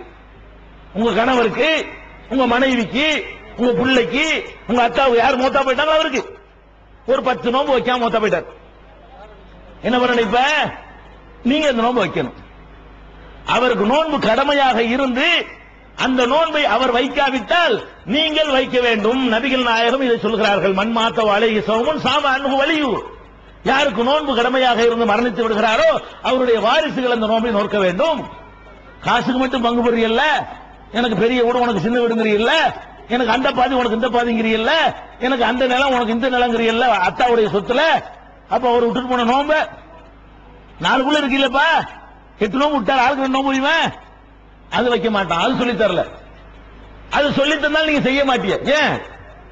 1000 ரூபாய் கொடுக்குற லேசு, நோம்பு வைக்கிற கஷ்டம். நீங்களே வைக்கிறது இல்லை நோம்பு, அவருக்கு இங்க வைக்க போறிய? நீங்களே நோம்பு வைக்காட்டி உங்க அத்தாக்க வைக்க போறிய? கஷ்டமா தெரியுது உங்களுக்கு. இந்த நோம்புலாம் பேசக்கூடாது. ஏதோ 100 ரூபாய் கேட்கிறேன் வாங்கிட்டு போ, இதுல சொர்க்கத்துக்கு போறது வழி இருந்தா சொல்லு, அது வாத்தியா அதை உண்டாயிட்டார். நீங்கள் உங்களுடைய குடும்பத்தாருக்காக வேண்டி அவர்கள் விட்ட நோன்புகளை வைத்திருக்கிறீர்களா? வையுங்கள் என்று நாங்கள் சொல்லுகிறோம். ஏன் சொல்லுகிறோம்? நபிகள் நாயகம் ஸல்லல்லாஹு அலைஹி வஸல்லம் சொன்னார்கள், அதை எடுத்து உங்களுக்கு சொல்கிறோம். இது வழிகேடா? இத சொன்னா இது பேர் வழிகேடா? இது இல்ல நீங்க ஏமாத்தி 100 ரூபாய் கொடுங்கன்னு கேட்டா நேர் வழியா? சொல்லுவாங்க பழமொழி, ஈயத்தை பார்த்து இழித்ததான் பித்தாளையுமாங்க. ஈயத்தை பார்த்து பித்தளை இழிக்கலாமா? இல்லைங்களையோ, இழிக்கிறத சிரிக்கிறதுங்க. சிரிக்கிறதா இருந்தா பல்லு வெள்ளையா இருந்தா தான் சிரிக்கணும். பல்லு மஞ்சளா இருக்கணும் பார்த்து சிரிக்கலுமா? பித்தளைனா மஞ்சள், அவங்களா வெள்ளிங்கிற வெள்ளை இருக்கும். நீ என்ன ஈயத்தை பார்த்து பித்தளை சிரிக்கலாமா? நாங்க பளிரென்று பிரகாசிக்கிறோம், பெருமைக்காக சொல்லவில்லை. நாங்கள் சொல்ற கொள்கையால் பிரகாசிக்கிறோம், நாங்கள் சொல்ற சிந்தனையில் பிரகாசிக்கிறோம், நாங்கள் சொல்ற கருத்தில் தெளிவாக இருக்கிறோம். இது பளிரென்று ரசூல் ஸல்லல்லாஹு அலைஹி வஸல்லம் சொன்னாங்களே, நான் உங்களை வெள்ளை வெளேர் என்ற பாதையில் விட்டு செல்கிறேன், தரத்துக்கும் அலல் மஹஜத்தில் பைலா, வெள்ளை வெளேர் என்ற பார்வையில் உங்களை விட்டு செல்கிறேன்றாங்களே, அந்த பாதையில் உங்களை விடுவதற்கு நாங்கள் முயற்சி பண்ணுகிறோம். நீங்க என்ன பண்றீங்க? இத வழிகேடுங்கிறீங்க. உலமாக்களே, நிர்வாகிகளே, தப்லீக் பெரியவர்களே, எது வழிகேடு? உங்களுடைய தாய் தகப்பன்மார்கள் சொர்க்கத்துக்கு போவதற்கு சரியான பாதையை சொன்னால் வழிகேடா? அல்லாஹ்வுக்கு பயந்து கொள்ளுங்கள், மறுமையில் வழக்கு இருக்கிறது. உங்களுடைய தப்லீக் உங்களை காப்பாற்றாது. மறுமையில் அல்லாஹ் முன்னிலையில் உங்களுக்கு எதிராக ஒரு வழக்கு எங்களுக்கு இருக்கிறது. அங்க பாத்துக்கிறோம். நாங்க ஒழுங்காக சிந்தித்து எது சரி அதை ஏற்றுக்கொள்ளுங்கள். அடுத்து என்ன பண்றீங்க? இந்த இறந்து போனவருக்காக செய்ய வேண்டிய காரியம் ஹஜ் கடமையா இருக்கு. இறந்தவருக்கு அந்த ஹஜ் கடமை நம்ம செய்யணும். நம்ம தகப்பனாரு நல்ல வசதியா இருந்தாரு, ஹஜ் செய்யற அளவுக்கு கடமை இருந்துச்சு அவருக்கு, ஆனா செய்யாம மூத்தா போயிட்டாரு. அதை போய் நீ செய்யி. இது நபிகள் நாயகம் காட்டி தந்த வழி. ஒரு அம்மா வந்து கேட்கிறாங்க, அல்லாஹ்வுடைய தூதரே, என் தாயார் ஹஜ் கடமையா இருந்து மூத்தாகி விட்டார், அது செய்யல, நான் செய்யலாமா? நபிகள் நாயகம் ஸல்லல்லாஹு அலைஹி வஸல்லம் சொல்றாங்க, அல்லாஹ்வுடைய கடன் நிறைவேற்றுவதற்கு அதிக தகுதி வாய்ந்தது. மனுஷன் கடன் நிறைவேற்றுவது அல்லாஹ் கடன் போய் கொடுமா, அதை போய் செய்ய போய் அப்படிங்கிறாங்க. அப்ப உங்க தகப்பனார் கடன்பட்டு ஹஜ் கடமையா கடமை இல்லாட்டி செய்ய தேவையில்லை. உங்க தகப்பனாரே கஞ்சிக்கு லாட்டி அடிச்சா நீங்க ஹஜ் செய்ய வேண்டாம். உங்க தகப்பனார் நல்லா இருந்து ஹஜ் கடமையா இருந்து அவர் செய்யாமல் மௌத்தா போய் இருந்தாரேயானால், அல்லாஹ் உங்களுக்கு வசதியை தந்திருந்தானேயானால் அந்த ஹஜ்ஜை நீங்க செய்யுங்கன்னு நாங்க சொல்லி தர்றோம். ஏன் சொல்லி தர்றோம்? நீங்க போய் உங்க அத்தாவுக்கு ஹஜ் செஞ்சா எங்களுக்கு என்ன லாபம்? ஒண்ணும் கிடையாது. உங்க அத்தா விட்ட நோம்ப நீங்க வச்சா எங்களுக்கு என்ன லாபம்? ஒண்ணும் கிடையாது. உங்க அத்தாக்கு லாபம், உங்க அத்தாக்கு லாபம்னா உங்களுக்கு லாபம். உங்களுக்கு மறுமையில் லாபத்துக்கு வழி சொல்லி தந்தா எங்களை போய் வழி என்ன எங்க போய் ஒட்டிக்கிறதுங்க? கொஞ்சமாச்சு மனசாட்சி இருந்தா அப்படி சொல்லுவீங்களா? கொஞ்சமாச்சு இறையச்சை இருந்தா அந்த வார்த்தை யூஸ் பண்ணுவீங்களா? யாருக்கு யார் யூஸ் பண்ண வேணாமா? அதே மாதிரி நபிகள் நாயகம் ஸல்லல்லாஹு அலைஹி வஸல்லம் சொல்றாங்க, இறந்தவருக்காக பயன் தரக்கூடியதாக இருந்தால் பிள்ளைகள் செய்கிற துவா அல்லாஹ்விடத்திலே ஏற்றுக்கொள்ளப்படும். எங்க பாப்பா மௌத்தாயிட்டாருன்னு சொன்னா நான் அவருக்காக கேட்கணும். கூலிக்கு ஆள் பிடிச்சு கேட்கிற துவா அல்ல, பெத்த பிள்ளை அப்பனை கேட்கிற துவா. நாங்கள் எத்தனை வீடுகளில் பார்த்திருக்கிறோம், அந்த கூலிக்கு அஜத்தை கூட்டு வருவீங்க, அவர்கள் பாத்தியா பாரு, பாத்தியா ஓதும் போது இவன் வெளியே பீடி குடிச்சு நிற்பான். யாரு? பெத்த பிள்ளை. இவர்கள் பாத்தியான்னு ஓதிக்கிட்டு இருப்பாரு. அப்பனுக்கு செய்யற நன்றிகள் என்னன்னு கேட்டா அவருக்கு 101 ரூபாய் கொடுப்பான். அப்பனுக்கு நன்றி செலுத்துறாரு, சொர்க்கத்துக்கு போறதுக்கு புகையை விட்டு சொர்க்கத்துக்கு அனுப்பி கொண்டிருக்கிறார். அட பாவிகளா, 5 வேளை தொழுது அல்லாட்ட உங்க அத்தாவை கேட்க மாட்டீங்களா? நேரம் கிடைக்கும் போது உங்க தாத்தாவுக்கு பிரார்த்தனை பண்ண மாட்டீங்களா? உங்க அம்மாவுக்காக வளர்த்து ஆளாக்கி உங்களை கஷ்டப்பட்டு உங்களை உருவாக்குவதற்கு எவ்வளவு சிரமப்பட்டிருப்பாங்க. அவங்க சொர்க்கத்துக்கு போகணும் என்பதற்காக வேண்டி அழுது புலம்பி அல்லாஹ்விடத்துல கேட்டிருக்கிறீர்களா? நீங்கள் உங்களுடைய குடும்பத்தாருக்கு கேளுங்கள் என்று சொல்லி தந்தார்களா? இல்ல. எப்படி சொல்லி தந்தாங்க?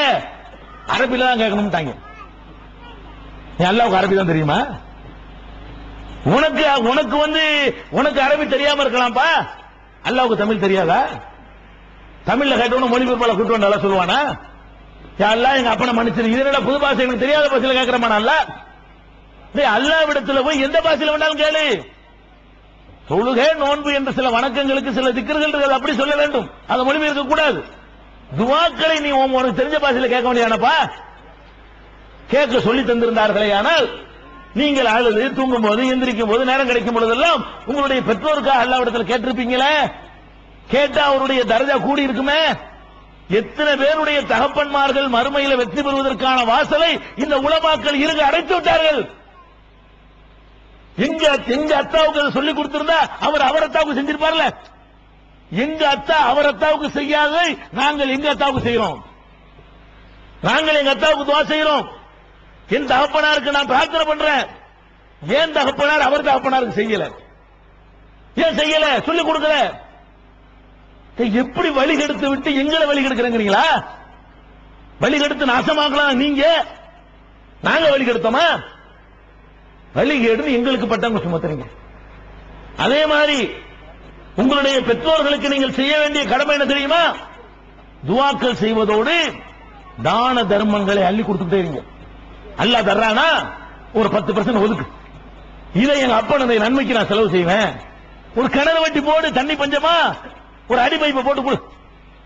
யாரெல்லாம் அதுல அடிச்சு தண்ணி குடிப்பானோ யாரெல்லாம் அந்த நன்மை எங்க அத்தாவுக்கு சேர்த்து வை கேட்கலாம். சேரும். ஒரு கிணறு வெட்டி போடு, ஒரு ஊரணிய தூர் எடுத்து போடு. குளிக்க தண்ணி எல்லாம் மக்கள் கஷ்டப்படுதா, அது செஞ்சு வை. பஸ் காத்திருக்கிற மக்களுக்கு நிழல் கூட இல்லையா, இப்படி ஒண்ணு அமைச்சு வை. யாரெல்லாம் மக்கள் கஷ்டப்படுறாங்க, இந்த நான் நிழல் அமைச்சிருக்கிறேன், இதனுடைய நன்மை எங்க அத்தாவுக்கு கொடுத்துருன்னு கேளு. இதை சொல்லி தந்தார்களா? செஞ்சுக்கிறா இது மாதிரி ஏதாவது காரியம்? உங்களுடைய பெற்றோருக்கு பறி கொடுத்த பெற்றோர் யாரோ? உங்கள் குடும்பத்தில் எத்தனை பேர் பறி கொடுத்திருப்பீங்க? யாருக்காவது இப்படி செய்ய வேண்டும் என்று உங்களுக்கு மார்க்கத்தை சொல்லி தந்தார்களா? நபிகள் நாயகம் இதையெல்லாம் செய்ய சொன்னார்கள். எதை சொல்லி தந்திருக்கிறாங்க? அல் பாத்தியா, மூணாம் பாத்தியா, சர்க்கரையை வச்சு, வாழைப்பழம் வச்சு, அல்வா வச்சு, பூந்தி வச்சு, சோறு வச்சு. சில ஊர்கள்ல அவன் என்னென்னலாம் யூஸ் பண்ணான்னு அதெல்லாம் வைப்பாங்க, சுருட்டுலாம் வைப்பாங்க. நாங்கெல்லாம் அந்த காலத்தில் ஓதுன ஆளுக்கு தான் பாத்தியாக்கள். நாங்கள் எங்களுக்கு தெரியாத பாத்தியா கிடையாது, உங்களோட சூப்பரா நாங்க ஓதுவோம்.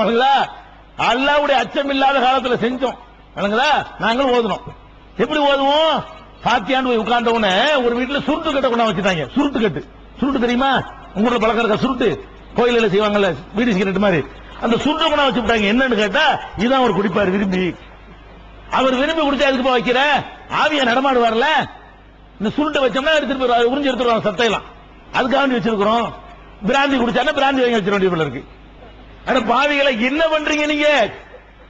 அவர் சொர்க்கத்துக்கு போறதுக்குரிய செய்வீங்களா? இந்த மாதிரியான பாத்திய இதை உங்களுக்கு சொல்லி தந்தார்களா இல்லையா? மார்க்கம் என்ற பெயர்ல இப்படிப்பட்ட மார்க்கத்தை உங்களுக்கு சொல்லலன்னு சொல்ல இயலுமா?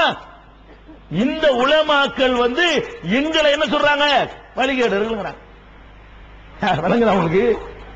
எப்படிங்க இதை சொல்ல உங்களுக்கு மனசு வருது? நாங்க என்ன செஞ்சு விட்டோம் வழிகேடுங்கிறதுக்கு? நாங்க எங்களை வழிகேடுன்னு சொல்லி என்ன செஞ்சுட்டோம்? இந்த உன்னோட விட்டாங்களா? இறந்து போன ஆள் வீட்டுல போய் இந்த மாதிரியான பாத்தியா திடீர்னு வர்றது, அது பத்தாது. அதிகமான வருமானம் இல்ல. அப்புறம் என்ன பண்ணாங்க தெரியுமா? மாசத்துக்கு ஒரு பாத்தியா, ஒவ்வொரு காரணத்துக்கு ஒரு பாத்தியா, புது புது மாதிரியான ஒரு ட்ரெண்டை உண்டாக்கி பல வெரைட்டி. ஏழை ஒரு எல்லா மனுஷனும் காசு தான் விழுந்துருவான் பாருங்களேன். எல்லா மனுஷன் உள்ள பலவீனம் என்ன? பணக்காரன் அவருக்கு ஒரு வழி இருக்குன்னு மட்டும் சொல்லி பாருங்களேன். உடனே செய்வான். பள்ளியாசலுக்கு வரமாட்டான். நீங்க போய் இன்னைக்கு வியாழக்கிழமை ராத்திரி ஒரு 8 காசு தொழுதுன்னு வை, கோடீஸ்வரன் 1000 சொல்லி பாருங்க, வந்துருவாங்க. 50 பேர் வந்துடும். அது காசு தான் என்ன செய்யறான்? பல்ல இழிக்கிறான். இதை பார்த்தாங்க. இதை பார்த்து என்ன பண்ணிட்டாங்க? நீங்கள் பணக்காரனா போகணுமா? அதுக்கு 2 வழி இருக்கிறது. என்ன வழி? நீங்க பூரியாம் பாத்தியா ஓதுங்க. ஊர்ல உண்டா பூரியாம் பாத்தியா? இருக்கா? அப்ப சொல்லணும் கண்டிப்பா. பூரியாம் பாத்தியா ஓதுங்க. இந்த பூரியான் பாத்தியா ஓதுறீங்களா? என்ன பூரியாம் பாத்தியா? எவனோ ஒரு விறகு வெட்டி இருந்தானா, அவன் இந்த மாதிரி ஜாபர் சாதிக்குங்கிற ஒரு பேர்ல இந்த மாதிரி பாத்தியா ஓதுனானா, அப்புறம் பெரிய பணக்காரனா போயிட்டானா, அது ஊர் பூரா பரவி போச்சான். அதுக்கிட்ட எல்லாரும் ஓத ஆரம்பிச்சாங்களா, எல்லாரும் பணக்காரனா போயிட்டாங்களா. இப்படின்னு எவனோ ஒரு கதை எழுதி வைக்க, அதை வச்சுக்கிட்டு என்ன பண்றாங்க? மேக்கட்டு கட்டி, அது வானமெல்லாம் பார்க்க கூடாதான். அந்த பூரிய வானம் பாத்திர கூடாதான். அதுக்காண்டி மேக்கட்டு கட்டி வெளியே கொடுத்தாலும் மூடி தான் எடுத்துட்டு போவாங்க. இந்த பூரிய வானத்துக்கு தெரிஞ்சிடக்கூடாதான். வானம் பார்க்காம எடுத்துட்டு போய் அதை நம்ம பூரி, அந்த பாயாசம் போட்டு கீரெல்லாம் செஞ்சு அதை வச்சு ஓதுனீங்கன்னா பணக்காரனா போயிடலாம் அப்படின்னு அஜர்த்து சொன்னார்.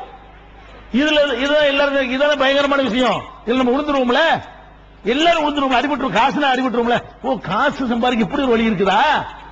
நம்ம போட்டு தேவையில்லாம வேலைக்கு முயற்சி பண்ணிட்டு இருக்கிறோம், வியாபாரம் பண்ணிட்டு கிடக்கிறோம், கடை வச்சுக்கிட்டு இருக்கிறோம். சவுதி அரேபியா இவ்வளவு சூப்பர் வழி இருக்குதா? அவன் என்ன பண்றான்? வாங்க கண்ண வாங்கி அடிச்சு பூரியாம்பாத்தியா ஓது. நான் கேட்கிறேன், இந்த பூரியாம்பாத்தியா ஓதிக்கிட்டு இருக்கு 100 வருஷமா ஓதுறீங்களே, பூரியாம்பாத்தியா ஓதி எத்தனை பேர் பணக்காரனா போயிட்டான்? அடே, சவுதி அரேபியாவில் எல்லா பேரும் பணக்காரனா இருக்கானே, அவன் எல்லாம் பூரியாம்பாத்தியா தான் ஓதுனானா? இந்த பூரியாம்பாத்தியா ஓதுங்கிற கிதாபு வேணா நீ எடுத்துட்டு போவோம் சவுதிக்கு, தூக்கி கடை சிறப்பு போட்டு மிதிப்பாங்க கீழே. என்னடா இது என்னடா கொண்டு வந்திருக்கீங்க அப்படின்றாங்க. இந்த பூரியாம் பாத்தியான்னு சொன்னா தலையை சீவுறாங்க. போய் சொல்லி பாரு சவுதியில நபிகள் நாயகம் ஸல்லல்லாஹு அலைஹி வஸல்லம் பிறந்த ஊர்ல போய் பூரியாம் பாத்தியான்னு சொல்லிட்டு திரும்பி வாப்போம், தலையை அறுத்துருவாங்க. பிரச்சாரம் அந்த அஜர்த்து போய் பேசுவாரா, ஹஜ்ஜிக்கு போய் பேசணும் பார்ப்போம். ஹஜ்ஜிக்கு போய் நாம எல்லாம் பூரியாம் பாத்தியா வரும்னு சொல்லுங்க பார்ப்போம். பாடி தான் வரும், பார்சல் பண்ணி அனுப்பிடுவாங்க. அந்த நாட்டில் இந்த பிராடுக்கு மார்க்கத்தில் இல்லாத ஒண்ணு சொன்னா தூக்கி கடாசிடுவாங்க. அரபு மொழி தெரியாத மக்களை ஏமாத்துவீங்களா நீங்க? அவனுக்கு தாய்மொழி அரபி, குர்ஆன்ல எங்க இருக்குன்னு காட்டுவான். ரசூலுல்லாஹ் சொன்னா எடுத்து காட்டுறான்றான். உங்களுக்கு குர்ஆனும் தெரியாது ஹதீஸ் தெரியாது நல்லா தெரிஞ்சு வச்சுக்கிட்டு உங்கள்ட்ட வந்துட்டு பூரியாம் பாத்தியாங்கறான்.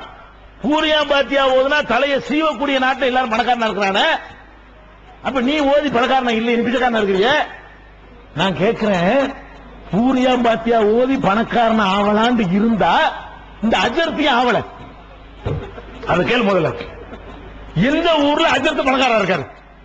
தமிழ்நாட்டில் உள்ள எந்த பள்ளிவாசலா போ, அஜர்த்து எல்லாத்துக்கும் சம்பளம் கொடுக்கிறவரா இருக்கிறாரா? அஜர்த்துக்கு ஒரு 7-8 கம்பெனி தொழிற்சாலை நடக்குதா, 7-8 மில்லு வச்சு நடத்துறாரா? பூரியாம் பாத்தியா ஓதி பணக்காரன் ஆவறதா அவர் என்ன பண்ணிருக்கனே, இவங்கள பணக்காரன் ஆக்கி விடுங்க, நம்ம ஆக்கிட்டு போயிடலாமே. இவங்கள பணக்காரன் ஆக்கி விட்டு நம்ம போய் கையேந்திக்கிட்டு இருக்காம நம்மளே பணக்காரன் ஆகிட்டா ஸ்பெஷலா ஓதலாம்ல.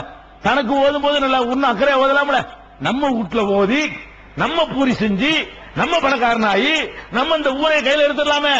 எவங்கிட்ட 10 காசு கேட்காட்டி எவ்வளவு மரியாதை அப்படின்னு செஞ்ச ஊராசை எடுத்திருக்காரா?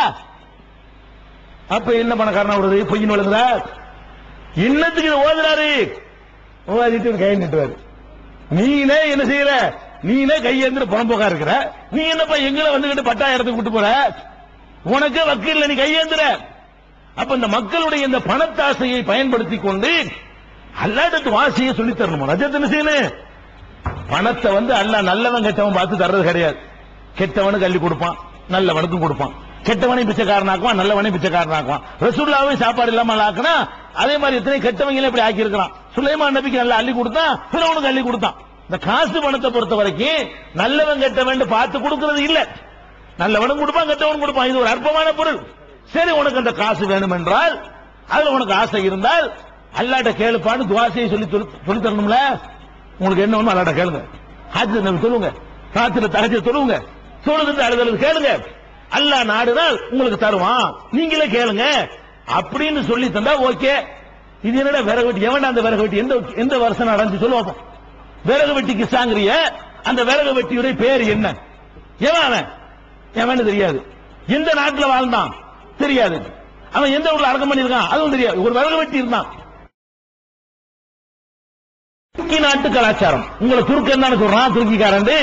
அதனால அவனை பார்த்து காப்பி அடிச்சு கொண்டு வந்த கலாச்சாரமே தவிர தொப்பிக்கு மார்க்கத்துக்கு எந்த சம்பந்தம் கிடையாது. தொப்பி போட்டு தொழுதாலும் அந்த நன்மைதான், தொப்பி போடாமல் தொழுதாலும் அதே நன்மைதான். எந்த ஒரு டிஃபரன்ஸும் கிடையாது. நீ ஆதாரம் காட்டுப்பா நாங்க செய்யறோம். இதான கேள்வி. நீ தாடி இல்லாட்டி தடுக்க மாட்டாங்களாம். தாடிங்கிற சுண்ணத்து.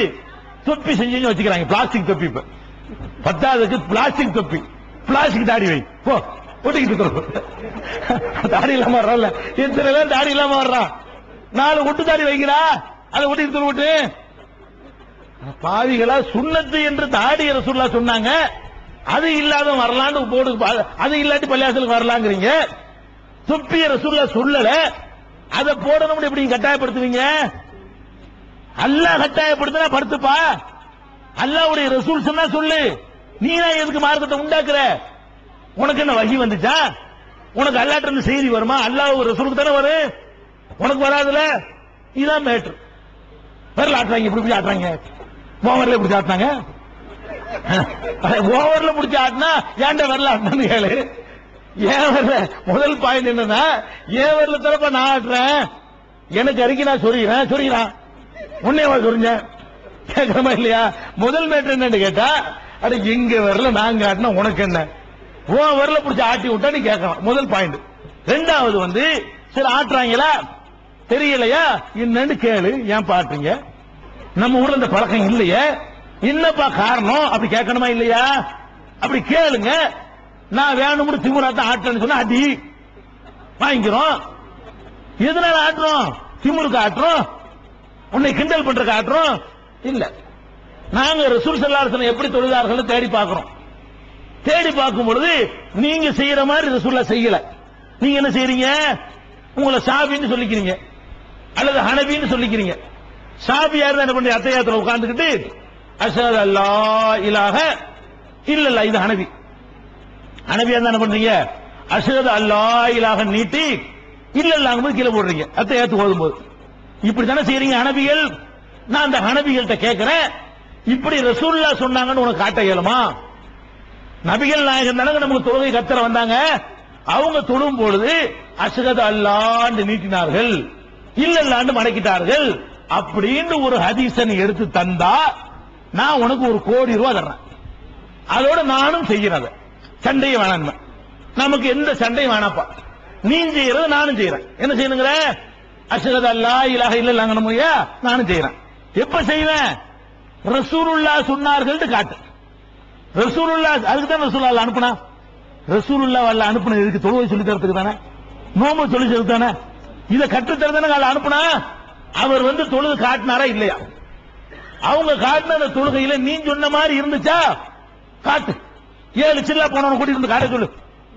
7 வருஷம் படிச்சவன கூட்டிட்டு வா. அல்லாமா மௌலானா குத்துபுல் அக்தாப் எல்லாம் கொண்டு வா, காட்ட சொல்லு. 1 கோடி ரூபாய் தரேன். எதுக்குப்பா அடிக்கிறீங்க, சண்டைக்கு வர்றீங்க? காட்டுங்க, எல்லாரும் ஒரே மாதிரி செஞ்சிடலாம்ல. ரசூலுல்லாஹ் செஞ்சாங்கன்னு காட்டுட்டீங்களா, எதுக்கு சண்டைங்கிறேன்? நாங்க என்ன உங்கள்ட்ட கேட்கிறோம்? விரும்பு காட்டு சொல்றோம் இல்ல. இதை செய்யணுங்கிறியப்பா, நபிகள் நாயகம் செஞ்சாங்கன்னு காட்டு. நபிகள் நாயகம் செய்யல. நபிகள் நாயகம் செய்ய நான் என்ன செய்யணும்? நபிகள் நாயகம் செய்ய ஒத்துக்கிறீங்களா? நபிகள் நாயகம் செய்யாத உன்னை செய்ய சொல்றதுக்கு நீ யாரு? இன்னொருத்த என்ன செய்யறான்? சாபிங்கிறான். அவன் என்ன பண்றான்? தொழுவும் போது இவன் எப்ப மடக்கணும் பண்ணிட்டான். இவன் அஷ்ஹது அல்லா இலாஹ இல்லல்லாஹ் மடக்கிறானா? அவன் என்ன பண்றான்? இல்லல்லாஹ் நீட்டான். அவனை போய் அடி. அவன் வரலாங்கிற பள்ளியாசலுக்கு அப்புறம் நீ நீட்டும் போது மடக்கிறான்ல வேணும்டு. நீ அஷ்ஹது அல்லா இலாஹ இல்லல்லாஹ் போடுற. அவன் என்ன பண்றான்? நீ இல்லல்லாஹ் போடுறியா? நான் இல்லல்லாஹ் நீட்டுறேன். அவன் வழங்குற. அவன் மடங்கு நீட்டான். சாபி என்ன செய்யணும்? அஷ்ஹது அல்லா இலாஹ இல்லல்லாஹ் இப்படி வச்சுட்டே இருப்பான். கண்ணை குத்துற மாதிரி இருக்கு அப்படி சொல்லலாம்ல. ஏன்டா குத்துற மாதிரி வச்சுட்டு கேட்டியா? சாபின்னு செய்யலாமா? சரி, நான் கேட்கிறேன், இப்படி செய்யறது ஆகல காட்டுப்பா, இதையே செய்வோம். ரசூல் ஸல்லல்லாஹு அலைஹி வஸல்லம் அவர்கள் அஷ்ஹது அல்லா இலாஹ இல்லல்லாஹ்னு சொல்லி நீட்டி இப்படி வைத்துக் கொண்டே இருந்தார்கள் காட்டு. 1 கோடி உனக்கும் தரேன். பாரபட்சம் கிடையாது. அவனுக்கு 1 கோடி தான், உனக்கு 1 கோடி தான். அதுக்காண்டி படத்தை கட்டி வச்சு நடத்திக்க கூடாது. காட்ட இயலாது. அதுக்காண்டி சொல்றதா? கியாம நாள் வரைக்கும் நீ தேடினாலும் ரசூலுல்லாஹ் இப்படி செஞ்சாங்கன்னு உன்னால காட்ட இயலாது. அதுக்கு தான் அடிக்கிறது. 10 கோடி கூட சொல்லிக்கிறங்க. காட்டாவ போறான் இருந்ததான் காட்டுறதுக்கு. நீங்க 1 கோடிக்கு இல்ல, நான் தான் 1 கோடி சொல்றேன். நீங்க 100 கோடி கூட சொல்லுங்க. இதை காட்டினீர்களே ஆனால் 100 கோடி ரூபாய் தர்றேன்னு கூட நீங்க சொல்லலாம், தைரியமா சொல்லலாம். ஏன் சொல்லலாங்கிற? ரசூலுல்லாஹ் இப்படி செய்யலங்க. அஷ்ஹது அல்லாஹ்னு சொல்லி இல்லன்னு போடவும் இல்ல, அஷ்ஹது அல்லா இலாஹ இல்லல்லாஹ்னு சொல்லி நீட்டவும் இல்ல. வேற என்ன பண்ணாங்க? இதுக்கு 2க்கும் ஆதாரம் இல்ல. அதே நாங்க தேடி பார்க்கிறோம். வாயில் இப்னு ஹுஜ்ரி என்ற ஒரு சஹாபி வெளியூர்ல இருந்து வர்றாரு. ஹல்ரமௌத் என்ற ஊரை சேர்ந்தவர். அங்கே இருந்து இஸ்லாத்தை தழுவி எப்படி தொழுவணும் என்று மக்களுக்கு சொல்லிக் கொடுப்பதற்காக வேண்டி மெட்ராஸ்ல இருந்து அரக்கோணம் வந்திருக்கிற மாதிரி வர்றாரு. அவர் வந்து மதீனாவுல இருந்து ரசூலுல்லாஹ் எப்படி தொழுவாங்க உன்னிப்பா கவனிக்கிறார். கவனிச்சு உன்னிப்பா ஒண்ணுயா பாக்குறாரு. பார்த்து நமக்கு சொல்றாரு, நபிகள் நாயகத்தை நான் உன்னிப்பா கவனிச்சேன். அத்தஹியாத்தில் உட்கார்ந்தார்கள், வலது கையை வலது தொடையில் வைத்தார்கள், இடது கையை இடது தொடையில் வைத்தார்கள், தம்முடைய இந்த 2 விரல்களை மடக்கி கொண்டார்கள், கடைசி 2 விரலை மடக்கி கொண்டார்கள், நடுவரலையும் கட்ட விரலையும் இப்படி ரவுண்ட் பண்ணினார்கள். இந்த 2 விரலை மடக்கிட்டாங்களாம், நடுவரலையும் கட்ட விரலையும் ரவுண்ட் ஆக்குனாங்களாம். அதுக்கப்புறம் ஆட்காட்டி விரலை நீட்டி அசைத்துக் கொண்டே இருந்தார்கள். ராயத்துஹு யுஹர்ரிகுஹா யதுஹு பிஹா. நபிகள் நாயகம் ஸல்லல்லாஹு அலைஹி வஸல்லம் அத்தஹியாத்துல உட்கார்ந்த உடனே 2 விரலை மடக்கி இந்த 2 விரலை சேர்த்து இந்த விரலை ஆட்டி கொண்டிருந்தார். இந்த 2 மடக்கணும், இந்த 2 சேர்க்கணும், இந்த 1 ஆட்டணும், ஆட்டிக்கொண்டு இருந்தார்கள் சொல்றாரு. இது சொன்னா ஒரு ஆள் தானே சொல்றாரு, உனக்கு ஒரு ஆளும் சொல்லலையே. என்னமோ நீங்க இருக்கு 10 ஆள் சொல்ற மாதிரி, நாங்க சொல்றதுக்கு ஒரு ஆள் மாதிரி சொல்ற. எப்ப நீங்க ஒரு 10 ஆள் சொன்னா காட்டு. அடே நீ செய்யற மாதிரி ரசூலுல்லாஹ் செஞ்சாங்கன்னு ஒரு ஆளும் சொல்லல, நாங்க சொல்ற மாதிரி ரசூலுல்லாஹ் செஞ்சாங்கன்னு ஒரு ஆள் ஆச்சு சொல்றாரு. அந்த ஒரு ஆள் சஹாபி, நல்லவர், ரசூலுல்லாஹ் நேரடியாக பார்த்தவர், போய் சொல்ல மாட்டார். அப்படிப்பட்ட ஒருத்தர் சொல்லுறார். இப்ப நான் ஆட்டுறேன், எதுக்கு ஆட்டுறேன்? ரசூலுல்லாஹ் நான் நேசிக்கிறேன். எதுக்கு நான் ஆட்டுறேன்? நபிகள் நாயகத்தை நான் நேசிக்கிறேன். எப்படி நேசிக்கிறேன்? அவங்க என்ன செஞ்சாலும் நான் செய்வேன். நீ அடிச்சாலும் நான் செய்வேன். நீ உனக்கான ஆட்டல, நீ உதைச்சாலும் செய்வேன். இப்படி செஞ்சாதான் ரசூலுல்லாஹ் செஞ்சபடி செஞ்சாதான் நான் சொர்க்கத்துக்கு போக முடியும். அதனால செய்யறேன்னா இது என்னப்பா குற்றம்? இதை ஏத்துக்கிற விருப்பம் இருந்தா குறைஞ்சபட்சம் ஏத்துக்க. முடியலையா ரசூலுல்லாஹ் செஞ்ச டிஸ்டர்ப்னா என்ன அர்த்தம்? நீ அல்லாஹ்வுடைய ரசூல் வந்து டிஸ்டர்ப் பண்ற மார்க்கத்தை கொண்டு வந்துட்டாங்களா? அதான் டிஸ்டர்ப் ஆகுற நானா இட்டு கட்டி சொன்னா டிஸ்டர்ப் சொல்லுப்பா. இதை நான் கண்டுபிடிச்சு சொல்றேன்னா ரசூலுல்லாஹ் சொன்னாங்களா? சரி, இது எங்க இருக்குன்னு கேக்குறீங்களா? இதனுடைய கிதாபுகள் நாங்க உண்டாக்குன கிதாப் இல்ல. நீ தானே 4 இமாம் போர்டு போட்டிருக்கிற, 4 மதுஹப் போட்டிருக்கீல்ல, 4 மதுஹப் போட்டிருக்கே இல்லையா போர்டு? அந்த 4 மதுஹப்ல ஒருத்தர் தான் ஹம்பலி இமாம். அவர் எழுதியிருக்காரு முஸ்னத் அஹ்மதுங்கிற கிதாப். அந்த கிதாப்ல தான் இது இருக்குது. இது இருக்குது நபிகள் நாயகம் இப்படி செஞ்சாங்க என்று சொல்லி இந்த கிதாபை நாங்க புதுசா எழுதல. நீ ஏத்துக்கிட்டு இருக்கிற பாரு, 1000 வருஷமா இருக்கு பாரு கிதாபு, அதுலதான் இருக்குது. அரபியில் இருந்தது, நீ மறைச்ச, நாங்க தமிழ்ல உனக்கு சொல்லிட்டோம். வழங்குதா உங்களுக்கு? முஸ்னத் அஹ்மதுல இருக்கிறது, தாரமிங்கிற நூல்ல இருக்கிறது, நசைங்கிற நூல்ல இருக்கிறது, இப்னு ஹுசைமா என்ற நூலில் இருக்கிறது, இப்னு ஹிப்பான் என்ற நூலில் இருக்கிறது, பைஹகி என்ற நூலில் இருக்கிறது, இன்னும் ஏராளமான ஹதீஸ் நூல்கள்ல நபிகள் நாயகம் ஸல்லல்லாஹு அலைஹி வஸல்லம் அவர்கள் இப்படி செய்தார்கள் என்று ஆதாரம் இருக்கிறது. நீங்க 2 பேர் செய்யற மாதிரி ஆதாரம் இல்ல, நாங்க சொல்ற மாதிரி ஆதாரம் இருக்குதுங்கிறோம். வேற ஆதாரத்தை கொண்டாந்து காட்டு விட்டுறோம். காட்ட முடியாட்டி பின்பற்றும் விருப்பம் இல்லாட்டி தடுக்காமையாச்சும் இருப்பா. சரி, ஏதோ அவங்க சரின்னு நினைச்சுறாங்க, அவங்களுக்கு அல்லாஹ்வுக்குள்ள விஷயம். நம்ம ஓட்டு இதுல போய் தலையிட்டு தடுத்து நம்ம பாவியாயிரம் வேணாம். நீ வேண்டாம் தமிழ் தோட ஒருத்தர் நம்ம ரசூலுல்லாஹ் காரணம் காட்டி செய்யும் பொழுது ஆதாரத்தை வச்சுக்கிட்டு செய்யும் போது ஏங்க தடுக்கிறீங்க? நீங்க உங்க கருத்துப்படியே 4 மதுஹப் பின்பற்றலாம்ல. இப்ப ஹம்பலி மதுஹப்ல இருக்குதா? அதுக்கு என்ன சொல்றீங்க? இப்ப வரலாற்று மதுஹப்ல இருக்குதா இல்லையா? ஷாஃபி மதுஹப்ல இருக்குதா? ஷாஃபி மதுஹப் கிதாபுல எழுதி வச்சிருக்காங்க, கீழ யுஹர்ரிகுவா வ கீழ லா யுஹர்ரிகுவா. விரல அசைக்கலாம் என்றும் சொல்லப்பட்டிருக்கிறது, அசைக்காமல் இருக்கலாம் என்றும் சொல்லப்பட்டிருக்கிறது உன் கிதாபுல இருக்குது. அப்ப விட்டு பேசாம அதனப்ப நியாயம்.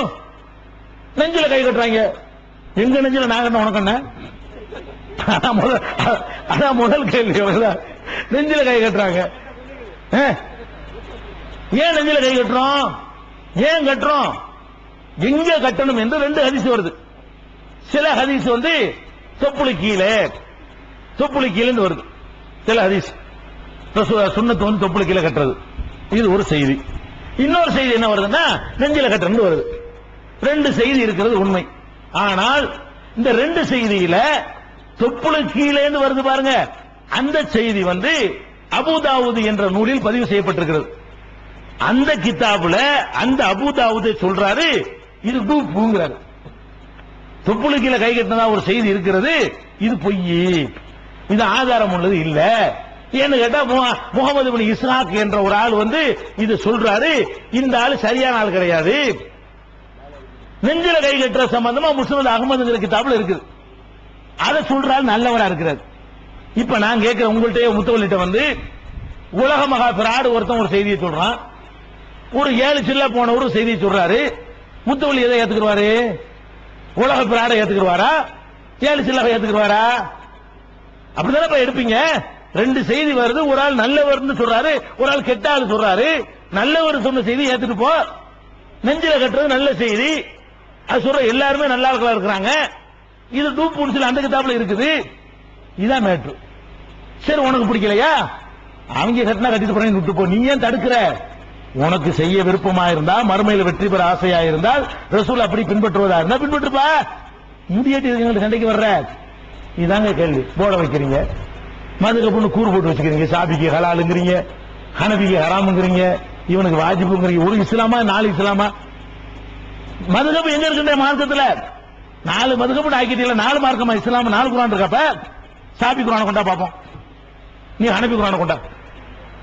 2 பேரும் ஒரு குரான் தானுங்க. அடே ஷாஃபினால் அந்த குரான் தான் வச்சுக்கிறேன், ஹனபினால் அந்த குரான் தான். அப்ப சட்டம் எப்படி 2ஆ போவேன்? ஷாஃபியுடைய ஹதீஸை கொண்டு வா வைப்போம், ஹனபி ஹதீஸை கொண்டு வா. 2 பேருக்கு ஒரு ரசூல். ஷாஃபிக்கு யாருங்க ரசூலுல்லாஹ்? யாருங்க ஷாஃபிக்கு? யார் ரசூலுல்லாஹ்? முகமது நபி தானே. ஹனபிக்கு யாரு? அவர் தானே. அப்புறம் 2ங்கிறேன். ஒரு மார்க்கம் தானப்பா. இது ஹலாலா, இவருக்கு ஹராமா, இவர் சாப்பிடலாமா, அவர் சாப்பிடக்கூடாதான், இவர் செஞ்சா கூடுமா, அவர் செஞ்சா கூடாதான். இதெல்லாம் பிரிச்சு பிற மதத்துக்காரர்கள் கேலி செய்யற மாதிரி ஆக்கி வச்சுட்டீங்களே, இது வழிகேடா? ரசூலுல்லாஹ் சொன்னபடி வாழ்க்கை அமைச்சுக்கிறீங்கன்னு சொல்றோம், அது வழிகேடா?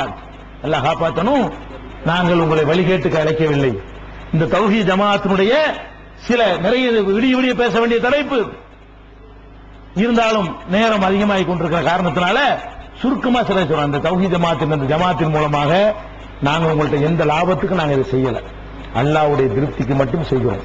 உங்களை கொண்டே நாங்கள் விற்க மாட்டோம், உங்களை கொண்டே அடகு வைக்க மாட்டோம், அரசியல்வாதிகளை கொண்டே உற்ற மாட்டோம், அவனை கும்பிடு போட வைக்க மாட்டோம், அவனுக்கு பாராட்டு விழா நடத்த மாட்டோம், வெட்டி வாங்க மாட்டோம், உங்களை கொண்டு போய் வச்சு நாங்கள் லாபம் சம்பாதிக்க மாட்டோம், உங்கள்கிட்ட கட்டணம் வாங்க மாட்டோம்.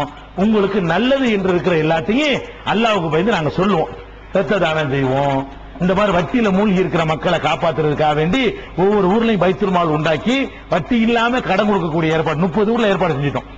இன்னும் 31 அரக்கணமா கூட இருக்கலாம் இன்ஷா அல்லாஹ். நீங்கள் முயற்சி பண்ணீர்களே, ஆனால் வட்டி இல்லாமல் சும்மா கடன் கொடுத்து வாங்கணும். வட்டி இல்லாத கடனை உண்டாக்குறோம், வரதட்சணை வாங்காம கல்யாணம் பண்ணக்கூடிய நிலையை உண்டாக்குறோம், எளிமையான திருமணத்தை உண்டாக்கிட்டு இருக்கிறோம். அல்ல பள்ளிவாசல அந்த காலத்துல தொழக்கூடிய நிலை கவனிக்கணும். பள்ளிவாசலுக்கு யார் வருவா போலாம்?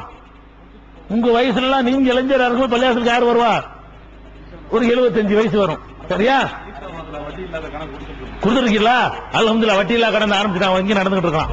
நான் கேட்கிறேன், நல்லா கவனிங்க, சிந்திச்சு பார்க்க வேண்டும். முத்தவள்ளிகள் சிந்திக்க வேண்டும், உலமாக்கள் சிந்திக்க வேண்டும். ஒரு காலத்துல 75 வயசுக்காரன் தான் பள்ளிவாசலுக்கு வருவான். இன்றைக்கு யார் வர்றான்? 15 வயசுக்காரன் வர்றான், 20 வயசுக்காரன். அவனுக்கு எவ்வளவு பொழுதுபோக்கு இருக்கிறது, அவனை கெடுக்கக்கூடிய எவ்வளவு சாதனங்கள் இருக்கிறது. அவனை நீ பள்ளிக்கு ஒன்னால திருப்ப முடிஞ்சா நீ விட்ட புருடாவை கேட்டு ஓடி போயிட்டானுவோ. இந்த அஜர்த்துமார்கள் கூட்ட கப்சாவையும் கட்டுக்கதையும் இந்த பயானையும் கேட்டுவிட்டு அவ்வளவு பொய் பயான் மேடையில் நின்றுகிட்டு புழுகு முட்டை கதை விடுறது. அப்துல் காதர் ஜிலானி போனாரு, வந்தாரு, ஆட்ட கழுதையாக்கின கழுதை குதிரையாக்கினாரு, அவர் அப்படி செஞ்சாரு சொல்லிட்டு விருப்பு ஏத்தி நீ மார்க்கங்கிற பேர்ல புழுகு முட்டை அவுத்து விட்டா நம்ப முடியாம ஓடணும். அல்லாஹ்வுடைய வேதத்தை படிச்சோம், நபிகள் நாயகத்துடைய ஹதீஸை படிச்சோம், இவ்வளவு அழகான மார்க்கத்தை நாசமாக்கிட்டாங்கன்னு விளங்கணும். இன்றைக்கு ஒரு நாத்திகனை வாடா சவாலுக்கு கூப்பிடுறோம். கடவுள் இல்லைங்கிறியா, வாடா பேசுவோம்.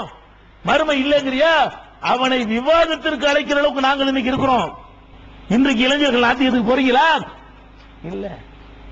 எங்க வாப்பா காலத்தில் அவர்கள் நாத்திகத்தில் இருந்தவர்.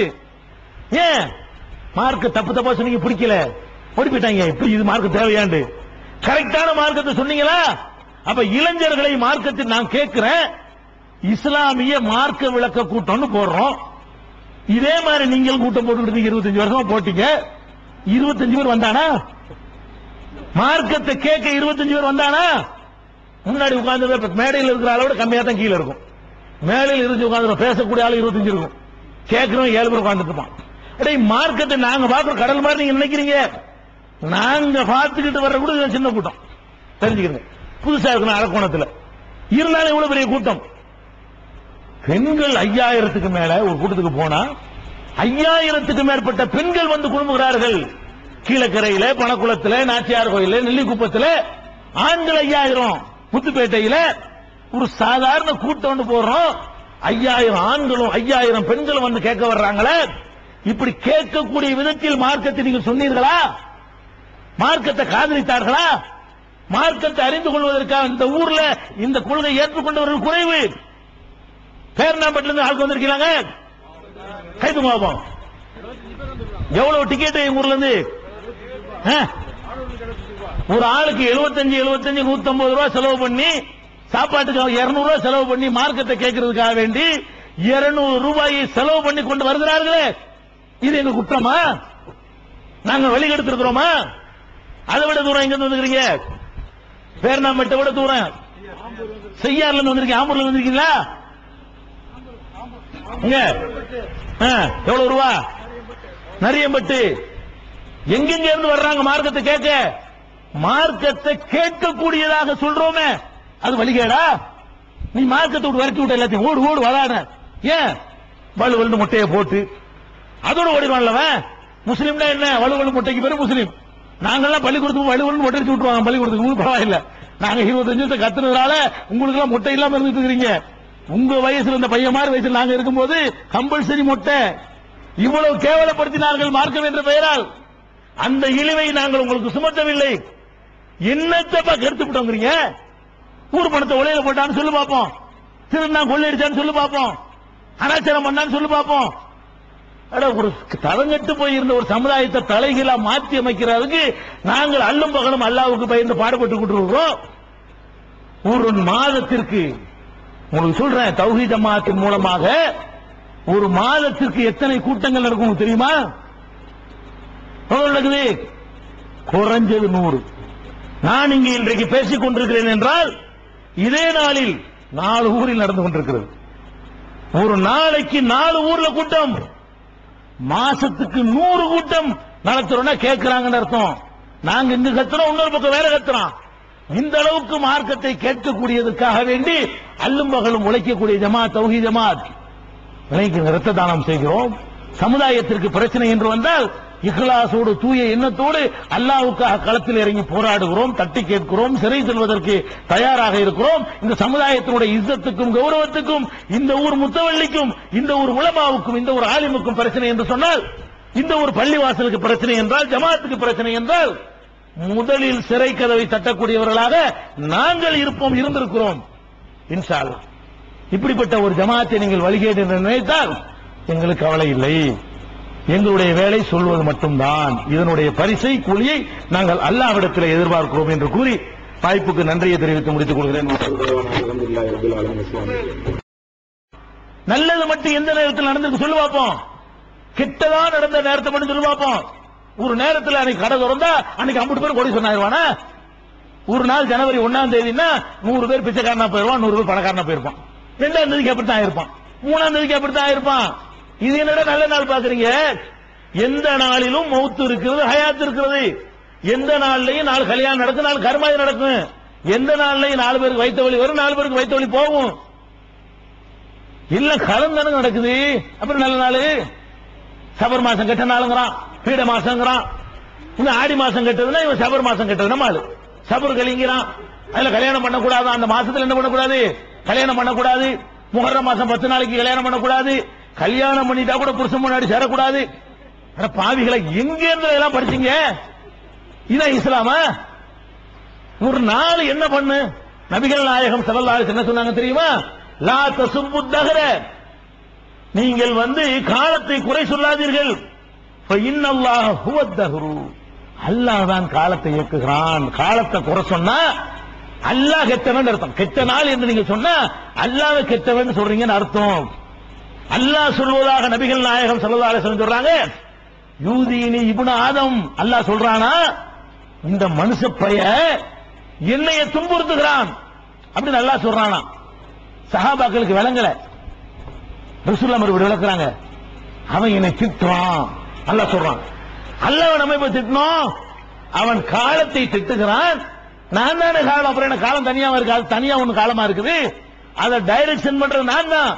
காலத்தை திட்டுவதன் மூலமாக அவன் என்னைத்தான் திட்டுகிறான் என்று அல்லாஹ் சொல்வதாக நபிகள் நாயகம் ஸல்லல்லாஹு அலைஹி வஸல்லம் அவர்கள் நமக்கு சொல்றாங்க. அப்ப இது கெட்ட நாள், இது நல்ல நாள் நீங்க ஆக்கும் பொழுது அல்லாஹ்வை நீங்க கெட்டவங்கிறீங்க. எந்த நேரத்திலும் நல்லதை செய்யலாம், அதான் இஸ்லாம். வளர்பிறையெல்லாம் செய்யணும்னு கிடையாது. தேய்பிறையில் செய்யலாம், ராகு காலத்தில் செய்யலாம், வேணும்னே செஞ்சு காட்டணும். வேணுமென்றே இந்த மக்களுடைய மூட நம்பிக்கை ஒழிப்பதற்காக வேண்டி நம்ம காலண்டர் எடுத்து வைக்கணும். எப்ப யமகண்டன்னு போட்டிருக்கான அப்ப பார்த்து கல்யாணம் பண்ணணும். ஒண்ணும் நடக்காது, ஒண்ணும் பயப்படாது. எப்ப கெடுதின்னு சொல்றானோ, சகுனங்கிறானோ, சூளங்கிறானோ, அந்த நேரத்தில் வேணும்னே செய்யுங்க. ஊரு கூடி முழுவாது. அரபு நாட்டெல்லாம் பார்க்க நல்லா இருக்கானோ. இதெல்லாம் பார்க்காத சவுதி அரேபியாவில் எல்லா பேரும் பணக்காரனா இருக்கான். ஒருத்தம் கூட ஏழை கிடையாது. எல்லாம் நல்லா ஜேஜேன்னு இருக்கிறானோ. ஒட்டகம் மேய்ச்சிக்கிட்டு இருந்தவங்க இன்னைக்கு என்ன செய்யறான்ல, எங்கேயோ கொண்டு வச்சுட்டு அவங்க நல்ல நாள் பாக்குறாங்களா, சகுனம் பாக்குறாங்களா, நகசு பாக்குறாங்களா, பீட பாக்குறாங்களா, அங்க உள்ள அதிர்த்திட்டு போய் நல்ல நாள் கெட்ட நாள் குறிக்கிறாங்களா, சபர் மாசத்தை கழிக்கிறாங்களா, வளர்பிள்ளையை பார்த்தா கல்யாணம் பண்றாங்களா? இவங்க எல்லாம் ஒரு பழமொழியை உண்டாக்கிட்டு செவ்வாய் வருவாயா போயிடும். கல்யாணம் செவ்வாய்க்கிழமை வச்சான்னு வைங்கள செத்தாம, இன்னும் செவ்வாய்க்கிழமை வைக்கிறியா? செவ்வாய் வருவாய், அது வார்த்தை நல்லா இருக்குல்ல, எதுக்கு மோனையா இருக்குல்ல, ஒரு இளவும் கிடையாது, சம்பந்தம் கிடையாது. செவ்வாய் வருவாய் கேட்க நல்லா இருக்கு. செவ்வாய் என்ன வருவாயா போயிடும்? அது ஏன் வருவாயா போகுது? அது ஏன் வருவாயா போகுதுங்கிற? அல்லது எப்ப வைக்கணும்? பொண்ணும் கிடைச்சாலும் புதன் கிடைக்காது. பொண்ணு கூட கிடைச்சிருமா, புதன் கிடைக்காது. வாரத்துக்கு கூட கிடைக்குது, இன்னும் புதன் கிடைக்காதுங்கிற. புதன் தான் வார வாரம் வருதப்பா. வாரத்தில் ஒரு நாள் புதன் வரத்தான செய்யுது. இவன் சொல்றான் அவன்கிட்ட பொண்ணும் கிடைச்சாலும் புதன் கிடைக்காது. எத்தனை புதன் வேணும் உனக்கு? மாசத்துக்கு 4 புதன் இருக்கு. தெலுங்குல என்ன பண்றாங்கன்னா செவ்வாய்க்கு வந்து மங்கள்வாருங்கிறான். மங்கள்வார்னா மங்களமான நாளுங்கிற அவன் செவ்வாய்க்கு பேரு மங்களமான்னு வச்சுக்கிட்டான். நீ செவ்வாய்க்கு நீ தான் வச்சுக்கிட்ட பேரு பாயுது. செவ்வாயின்னு ஒரு கோளுக்கு பேரு, கோள்கள் பேரை இதுக்கு வச்சிருக்கான். ஞாயிறு என்றால் சூரியன், சூரியனை ஒரு கிழமைக்கு பேரா வச்சுக்கிட்டான். திங்கள் என்றால் சந்திரன், திங்கள் என்ன அர்த்தம்? ஞாயிறுங்கிறது சூரியனுங்க, திங்கள்ங்கிறது சந்திரன், சந்திரன் நிலவு, அதை ஒரு கிழமைக்கு பேரா வச்சுக்கிட்டான். செவ்வாயின்னு ஒரு கோள் இருக்கிறது. இப்ப கூட உள்ள அனுப்பி விட்டாங்க, செவ்வாய் பீடங்கிறான். அமெரிக்காக்காரன் ராக்கெட் விட்டான் செவ்வாய்க்கு. செவ்வாயின்னு ஒரு கோள் இருக்குது, அதை ஒண்ணு பேர் வச்சுட்டான். புதன் கொஞ்ச நாளைக்கு முதல் வந்துச்ச போதேன் பூமி கிட்டத்தில் வந்து காட்டினானோல புதன், அது ஒரு கோளுடைய பேரு. வியாழன்ங்கிறது ஒரு கோளுடைய பேர் தான். வெள்ளிங்கிறது ஒரு கோளுடைய பேர் தான். வெள்ளிங்கிறது விடிவெள்ளி எல்லாம் சொல்லுவாங்க இல்லையா, வெள்ளி அந்த திசை காட்டுறது, அது ஒரு கோள். இன்னொன்னு என்ன, சனி. சனிங்கிறது மட்டும் வித்தியாசமா இருக்கும், ஒரு உருண்டைக்கு மேல இப்படி தலப்ப கட்டிருக்கும், சனிங்கிற கோள். இதெல்லாம் கோள்களுடைய பேரு. இது ஒரு பேர் வைக்கிறதுக்காக வேண்டி கோள்களுடைய பேர் நாளுக்கு வச்சிருக்கான். இவ்வளவுதானே தவிர இதுல நல்லது தீர்மானிக்கப்படுது. திங்கள் பேர் வச்சோன்னா திங்கள் ஆயிருமா, செவ்வாயின் பேர் செவ்வாய் ஆயிருமா, ஒண்ணும் கிடையாது. இது மாதிரியான கிறுக்குத்தனங்கள்லாம் இருக்கிற காட்சியை பார்க்கிறோம். ரசூல் ஸல்லல்லாஹு அலைஹி வஸல்லம் சொன்னாங்க, மன்னதா அர்ராஃபன் ஃபஸதகுஹு பிமா யகூல் ஃபகத் கஃபர பிமா உன்சில அலா முஹம்மத். யார் ஒருத்தன் நல்ல நாள் கெட்ட நாள் கணித்து தருகிறேன் என்று சொல்கிறானே, அவன்கிட்ட போய் அவன் சொல்றதை நம்புகிறானோ அவன் இஸ்லாத்தை விட்டு வெளியே போய்விட்டான். யார் சொல்றா? நபிகள் நாயகம் சொல்லுகிறார்கள். யார் வழிகேடப்ப? யார் இஸ்லாத்தை விட்டு வெளியே போயிட்டான் சொல்றாங்களோ அவன் வழிகேடனா? அட வெளியே போயிடாதீங்கப்பான்னு உங்களுக்கு சொல்ற நாங்க வழிகேடவர்களா? ரசூலுல்லாஹ் சொல்றாங்க, முகமதுக்கு அருளப்பட்ட மார்க்கத்தை மறுத்துட்டான். நல்ல நாள்ங்கிற பேச்சுக்கு இஸ்லாத்தில் இடம் கிடையாது. நல்லறம் செய்தியில நாள் நட்சத்திரம் இல்லை நம்புக என்று உரைத்தார் நபிகள் நாயகம். சொன்னாராம், நல்ல காரியம் செய்வதற்கு 4 நட்சத்திரம் கிடையாதுப்பா, இதை நம்புங்கப்பா. இது தானப்பா நபிகள் நாயகம் சொன்னாங்க. பொன்மொழி கேளாயோன்னு படிச்சார, அவர் படிச்செல்லாம் ஆதாரமாயிராது. இது கரெக்டா படிச்சிருக்காரு, அது சொல்ல வரேன். நிறைய புதிய முற்போட்டா விட்டுருக்கிறாரு, இது ஒன்னும் கரெக்டா படிச்சிருக்கிறாரு. அப்ப அந்த மாதிரியான ஒரு விஷயத்திலையும் நம்மளை நாசமாக்கி நல்ல நாள் கெட்ட நாள் பார்க்கிறோங்கிற பேர்ல நாசமாக்கி கொண்டிருக்கிறார்கள். அதுல இருந்து நம்ம என்ன செய்யணும்? விடுபடணும். எல்லாம் கெடுத்து வச்சிருக்குங்கிற நல்லது கெட்டது பார்க்க விடுறது இல்ல. இது மாதிரியான காரியங்களை நாங்கள் எதிர்க்கிறதுனால எங்களை உலமாக்களுக்கு பிடிக்கல. பாயிண்ட் விளங்குதா உங்களுக்கு? ஏன் எங்களை வந்து வழிகேடர்னு சொல்றாங்கன்னு விளங்குதா? இதுகளெல்லாம் அடிபட்டா அவங்களுக்கு வந்து பாதிக்குது. அவங்களுக்கு பாதிக்கிற நாங்க பார்க்க முடியாது. நாங்க செஞ்ச எங்களுக்கு கூட லாபம் தான் இது. இந்த காரியத்தில் நாங்க செஞ்சோம்னா எங்களுக்கு ஒரு 2000 வருமானம் வரும்லங்க. நான் ஃபேமஸ் ஆயிட்டேன், நான் என்னை நிறைய கூப்பிடுவீங்கல்ல, என்னை தான் கூப்பிடணும்னு சொல்லி கூப்பிடுவீங்க. நான் நிறைய காசு கேட்பேன் கத்தமாத்தியாவுக்கலாம் சம்பாதி கேளும்ல. ஏன் வேணாங்கிறோம்? அதுக்கு பயப்படுறோம், மறுமைக்கு பயப்படுறோம். இது பாயிண்ட். இதெல்லாம் செய்யறத வழிகெடுத்தவர்கள் என்ன செய்யறாங்கன்னா, இதை சொன்னா உங்களுக்கு கோபம் வராது, வேற ரூட்ல உங்களை திருப்புவாங்க. எங்க வருமா வயிற்றுல மண் அடிக்கிறாங்க நீங்க கேட்பீங்களா? உன் வயிற்றுல மண் அடிச்சா நாங்க அவங்களை எதிர்க்கணும்னு கேட்டுருவீங்க. அஜர்த்து என்ன பண்றாருன்னு கேட்டா இந்த டாபிக் அப்படி விட்டு வேற டாபிக் எடுக்கிறாரு. என்ன டாபிக்? இவங்க வந்து தொப்பி போட மாட்டாங்க, இவங்க பள்ளிவாசலுக்கு வரக்கூடாது. யாருக்கு சாவி கொடுக்கிறது? முத்தவள்ளிக்கு சாவியை கொடுத்து தொப்பி போடாட்டி உள்ள விடாதீங்க, பள்ளிவாசல வரல ஆட்டிக்கிட்டே இருப்பாங்க, உள்ள விடாதீங்க. நெஞ்சில கையை கட்டுவாங்க, 3 தான். நெஞ்சில கையை கட்டுவாங்க, விரல ஆட்டுவாங்க, தலையில தொப்பி போட மாட்டாங்க. இவங்க எல்லாம் பள்ளிவாசலுக்கு வரக்கூடாதுன்னு போடுங்க அஜர்த்து. இதை கேட்டுக்கிட்டு அந்த நிர்வாகிகள் போட்டுறாங்க. அல்லாஹ் ரப்பல் ஆலமீன் நல்லா வளைக்கிறங்க. முத்தவள்ளிகளே, தப்லீகில போய் நல்ல காரியம் பண்றோம்னு சொல்லி போய் ஏமாந்து நாசமாய் கொண்டிருக்கிற மக்களே, அல்லாஹ்வுடைய எச்சரிக்கை உங்களுக்கு சொல்றேன், கேட்டுக்கங்க. அல்லாஹ் ரப்பல் ஆலமீன் தன்னுடைய திருமறை குர்ஆன்ல பல குற்றங்களை கண்டிக்கிறான். 2 குற்றம் செய்தவர்களை அல்லாஹ் என்ன சொல்றான்னு கேட்டா, எனக்கு எதிராக யுத்தம் செய்யக்கூடியவர்கள். எனக்கு எதிராக போருக்கு வரியாடா, என்னோட சண்டைக்கு வரியாடா நல்லா கேட்கிறான். யாருக்கு சொல்றான்? 2 பேருக்கு சொல்றான். 2 பேருக்கு அல்லாஹ் சொல்றான், நீங்கள் எல்லாம் எனக்கு எதிராக யுத்தம் அறிவிக்கிறீர்கள். அதுல ஒருத்தன் யாருன்னு கேட்டா, வட்டி வாங்கி சாப்பிடுறவன். வட்டி வாங்குறான்னு சொன்னா ஃபதனூ பிஹர்பி மினல்லாஹி வ ரசூலிஹி. வட்டி வாங்கி சாப்பிடுறீங்களா? ஹராம் என்று தெரிந்த பிறகு கூட திருந்த மாட்டீர்களா? வட்டி வாங்கினால் நிரந்தரமாக நரகத்திற்கு செல்வீர்கள், கடைசி நேரத்தில் கூட உங்களுக்கு சொர்க்கம் கிடைக்காது என்ற அளவுக்கு எச்சரிக்கை செய்த பிறகும் வட்டி வாங்குறீங்களா? அதுக்கு என்ன பரிசு எல்லாம் சொல்றான்? ஃபதனூ பிஹர்பி மினல்லாஹி வ ரசூலிஹி. அல்லாஹ்வோடும் ரசூலோடும் போருக்கு ரெடி ஆயிக்கிறாங்க. வாடா சண்டைக்குங்கிறான். வட்டி வாங்குறவனை நோக்கி அல்லாஹ், விபச்சாரம் பண்றவனை நோக்கி அல்லாஹ் இது சொல்லவில்லை, திருடனை நோக்கி அல்லாஹ் இது சொல்லவில்லை, கொலைகாரனை நோக்கி அல்லாஹ் சொல்லவில்லை. யாரை நோக்கி சொல்றான்? வட்டி வாங்குறவனை நோக்கி அல்லாஹ் சொல்றான், வர்றியாடா சண்டைக்குங்கிறான். வர்றியாடா சண்டைக்கு அல்லாஹ் கூப்பிட்ட பிறகு அவனுக்கு இது என்ன ஆகுறது? அவன் தேர்வான அப்புறம் அல்லாஹ்வுக்கு எதிராக யுத்த பிரகடனம் செய்கிற காரியம், அவ்வளவு பெரிய பாவத்தை முத்தவள்ளிமார்கள் செய்கிறார்கள். அப்ப அல்லாஹ்வுக்கு எதிராக யுத்தம் அறிவிக்கிற குற்றமாக வட்டியை அல்லாஹ் எடுத்திருக்கிறான். ஒண்ணு. இரண்டாவது என்ன தெரியுமா? அதான் முக்கியமான, அதுதான் சொல்ல வர்றேன். வட்டியை பத்தி ஏற்கனவே சொல்லிட்டார். வட்டி வாங்குறவர்கள் அல்லாஹ்வோடு நேரடியாக யுத்தம் அறிவித்து விட்டார்கள். இப்ப நம்ம ஜார்ஜ் புஷ் எப்படியோ முஸ்லிம் சமுதாயத்துக்கு எதிராக யுத்தம் அறிவிச்சா அவன் எப்படியோ அல்லாஹ்வுக்கு ஜார்ஜ் புஷ் வைக்கிறான். நமக்கு ஜார்ஜ் புஷ் எப்படியோ, நமக்கு ஜார்ஜ் புஷ் எப்படிங்க எதிரி தானே, ஜென்ம பகைவன் தானே. அந்த மாதிரி அல்லாஹ்வுக்கு ஜென்ம பகைவன் யார் என்று கேட்டால் வட்டி வாங்குறவன். உன்னாச்சா? இரண்டாவது ஆள் யார் தெரியுமா? அது முக்கியமானது. இரண்டாவது ஆள் யாரு? திருமறை குர்ஆனில் முதலாக அருளப்பட்ட சூரா எதுங்க? இது இக்ரா. குர்ஆன்ல 96வது அத்தியாயமாக இருக்கிற இக்ரா என்ற சூறாவை தான் அல்லாஹ் முதலாக அருளினான். அந்த சூறாவுல அல்லாஹ் என்ன சொல்றான்னு கேட்டா, நபிகள் நாயகம் போய் காபாவுல தொழுகிறாங்க. ஆரம்பத்தில் இந்த வஹி வந்த உடனே காபத்துல்லாவில் போய் நபிகள் நாயகம் தொழுகிறார்கள். தொழும்போது என்ன பண்றாங்க தெரியுமா?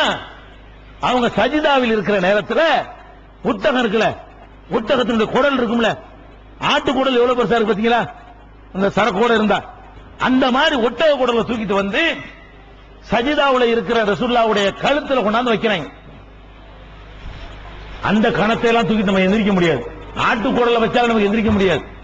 நபிகள் நாயகம் கழுத்துல வச்சவன அவங்க அப்படி தடுமாறுறாங்க. கடைசியில ரொம்ப கஷ்டப்பட்டு பாத்திமா நாயகி கேள்விப்பட்டு ஓடியாந்து மகள் ஓடி வந்து அத்தாவும் மகளுமா சேர்ந்து அப்புறப்படுத்தி விட்டு அப்புறம் நபிகள் நாயகம் எந்திரிக்கிறாங்க. எல்லாம் கை கூட்டி சிரிக்கிறாங்க, எல்லாம் வேடிக்கை பார்க்கறாங்க.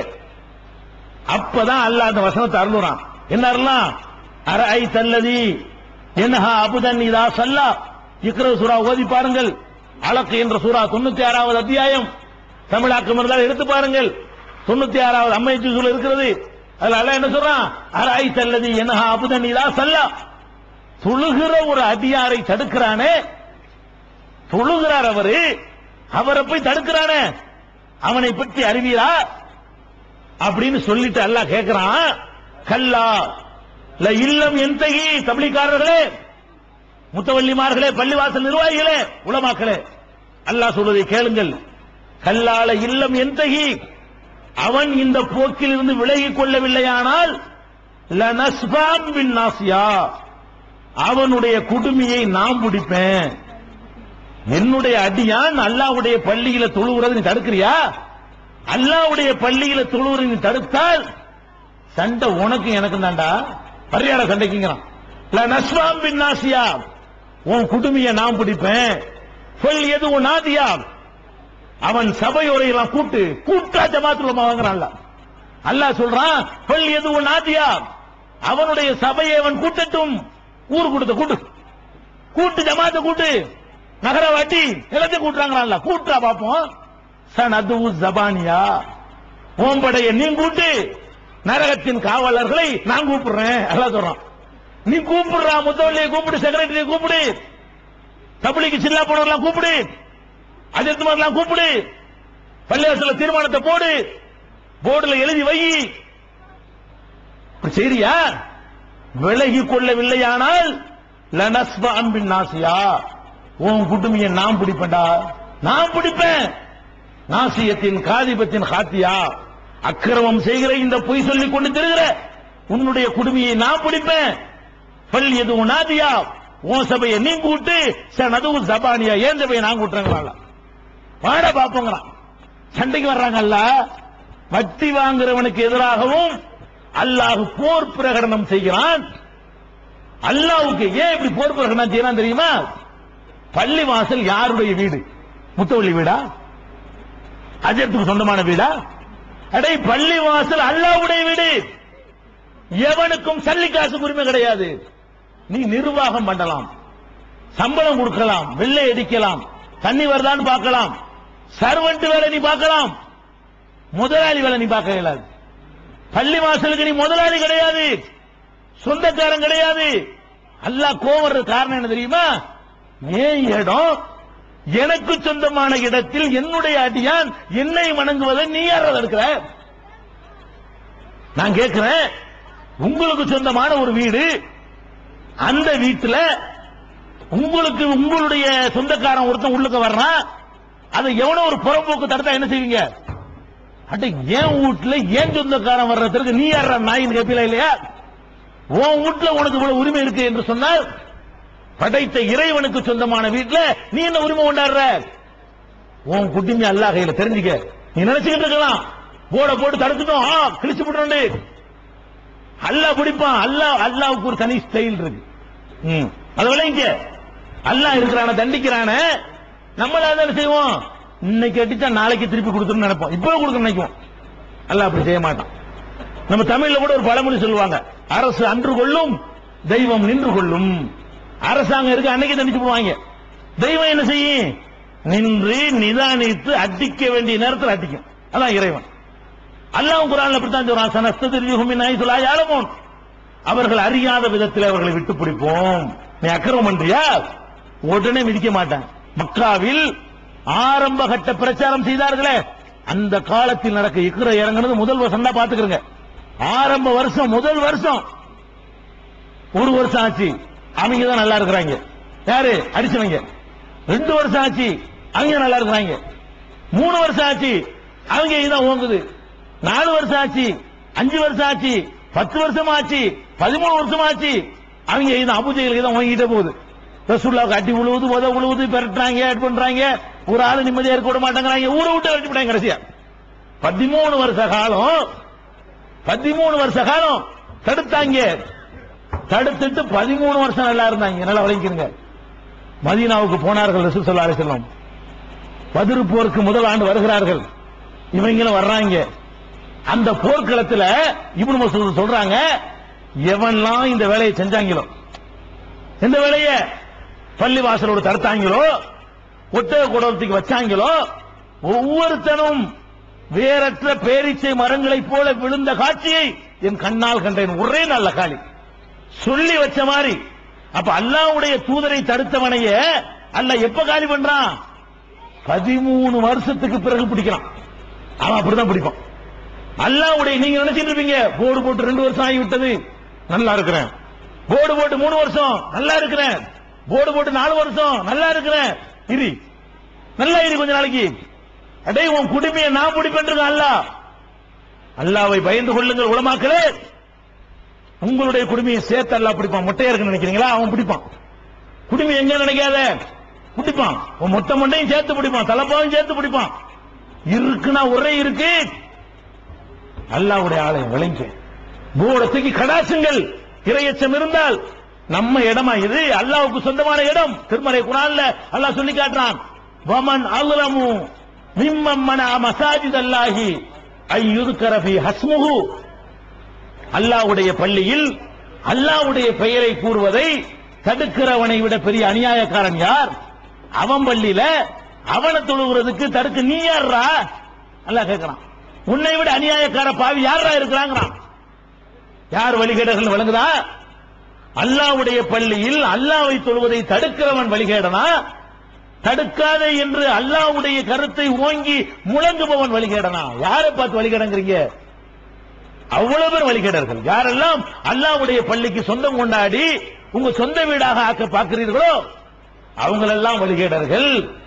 அவர்களுக்கு நிகரான அக்கிரமக்காரர்கள் யாருமே இல்லைன்னு அல்லாஹ் சொல்லி காட்டுகிறான். எதுக்காக எங்களை தடுக்கிறீங்க? பட்டி வாங்குறவனை தடுக்க மாட்டேங்கிறீங்க, பொம்பளை பொறுக்கியை தடுக்க மாட்டேங்கிறீங்க, ஊர் சொத்தை எடுத்து உலையில போட்டிருக்கான அவனை தடுக்க மாட்டேங்கிறீங்க, வரதட்சணை வாங்குறவனை தடுக்க மாட்டேங்கிறீங்க, சினிமா கூட்டம் நடத்த தடுக்க மாட்டேங்கிறீங்க, பிராந்தி ஷாப் வச்சு நடத்தின அவனை தடுக்க மாட்டேங்கிறீங்க.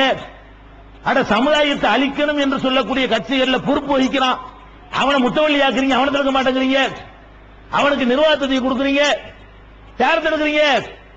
அல்லாஹ்வுடைய பள்ளியில் அல்லாஹ்வுக்கு பயந்து அல்லாஹ் சொன்ன மாதிரி அல்லாஹ்வுடைய ரசூல் சொன்ன மாதிரி ஒரு தொழுதா தடுப்பீங்களா? சிந்தித்து பார்க்க வேண்டும். இறையச்சத்தை உள்ளத்திலே வளர்த்துக் கொள்ளுங்கள். நாங்கள் துப்பி போடுவது இல்லை, போடக்கூடாது நாங்கள் சொல்லல. மார்க்கத்தில் கட்டாயம் இல்லை என்று நாங்கள் சொல்றோம். ஏன் சொல்றோம்? நபிகள் நாயகம் அப்படி எங்களுக்கு உத்தரவு போடல. தொப்பி போடுங்க ரசூலுல்லாஹ் சொல்லவே இல்லை. அவர்கள் ஒரு நாள் கூட தொப்பி போட்டதே கிடையாது. அனுமதி இருக்கிறதுனால போட்டுருக்கோம், சட்டங்கிறதுக்காக போடல. போட்டா யாரும் கழட்டணும் அவசியம் கிடையாது. விரும்பினா போட்டுக்கிறங்க. விரும்பி போட்டவங்க உள்ள தொப்பி நான் கழட்டினா ஏன்பா நீ தொப்பியை போட்டு முத்தவள்ளி வரும்போது அஜத்து வரும்போது தலப்பா கழட்டி எரிஞ்சனா? அப்ப பள்ளிவாசலுடைய அந்த தொப்பியை போட வேண்டும் என்று நீங்கள் சொல்வீர்களே, ஆனால் குர்ஆன்ல இருந்து எடுத்து காட்டுங்க. முதல் தொப்பி எங்க தொப்பியா இருக்கட்டும், நபிகள் நாயகம் தொப்பி போட்டாங்கன்னு சொல்லுங்க, நாங்களும் போட்டுறோம். இல்ல, அல்லாஹ்வுடைய ரசூல் தொப்பி போட்டதே கிடையாது. அல்லாஹ்வுடைய ரசூல் தொப்பி போட சொன்னதே கிடையாது. அது துருக்கி நாட்டு கலாச்சாரம். அந்த கலாச்சாரத்தின் அடிப்படையில் உங்கள்ட்ட அப்படி தோன்றுவது வந்துருச்சே தவிர அது இஸ்லாமிய கலாச்சாரம் அல்ல, துருக்கி நாட்டு கலாச்சாரம். உங்களை துருக்கன் தானே சொல்றான், துருக்கிக்காரன். அதனால அவனை பார்த்து காப்பி அடிச்சு கொண்டு வந்த கலாச்சாரமே தவிர தொப்பிக்கு மார்க்கத்துக்கு எந்த சம்பந்தம் கிடையாது. தொப்பி போட்டு தொழுதாலும் அந்த நன்மைதான், தொப்பி போடாமல் தொழுதாலும் அதே நன்மைதான். எந்த ஒரு டிஃபரெண்டும் கிடையாது. நீ ஆதாரம் காட்டுப்பா நாங்க செய்யறோம். இதான கேள்வி.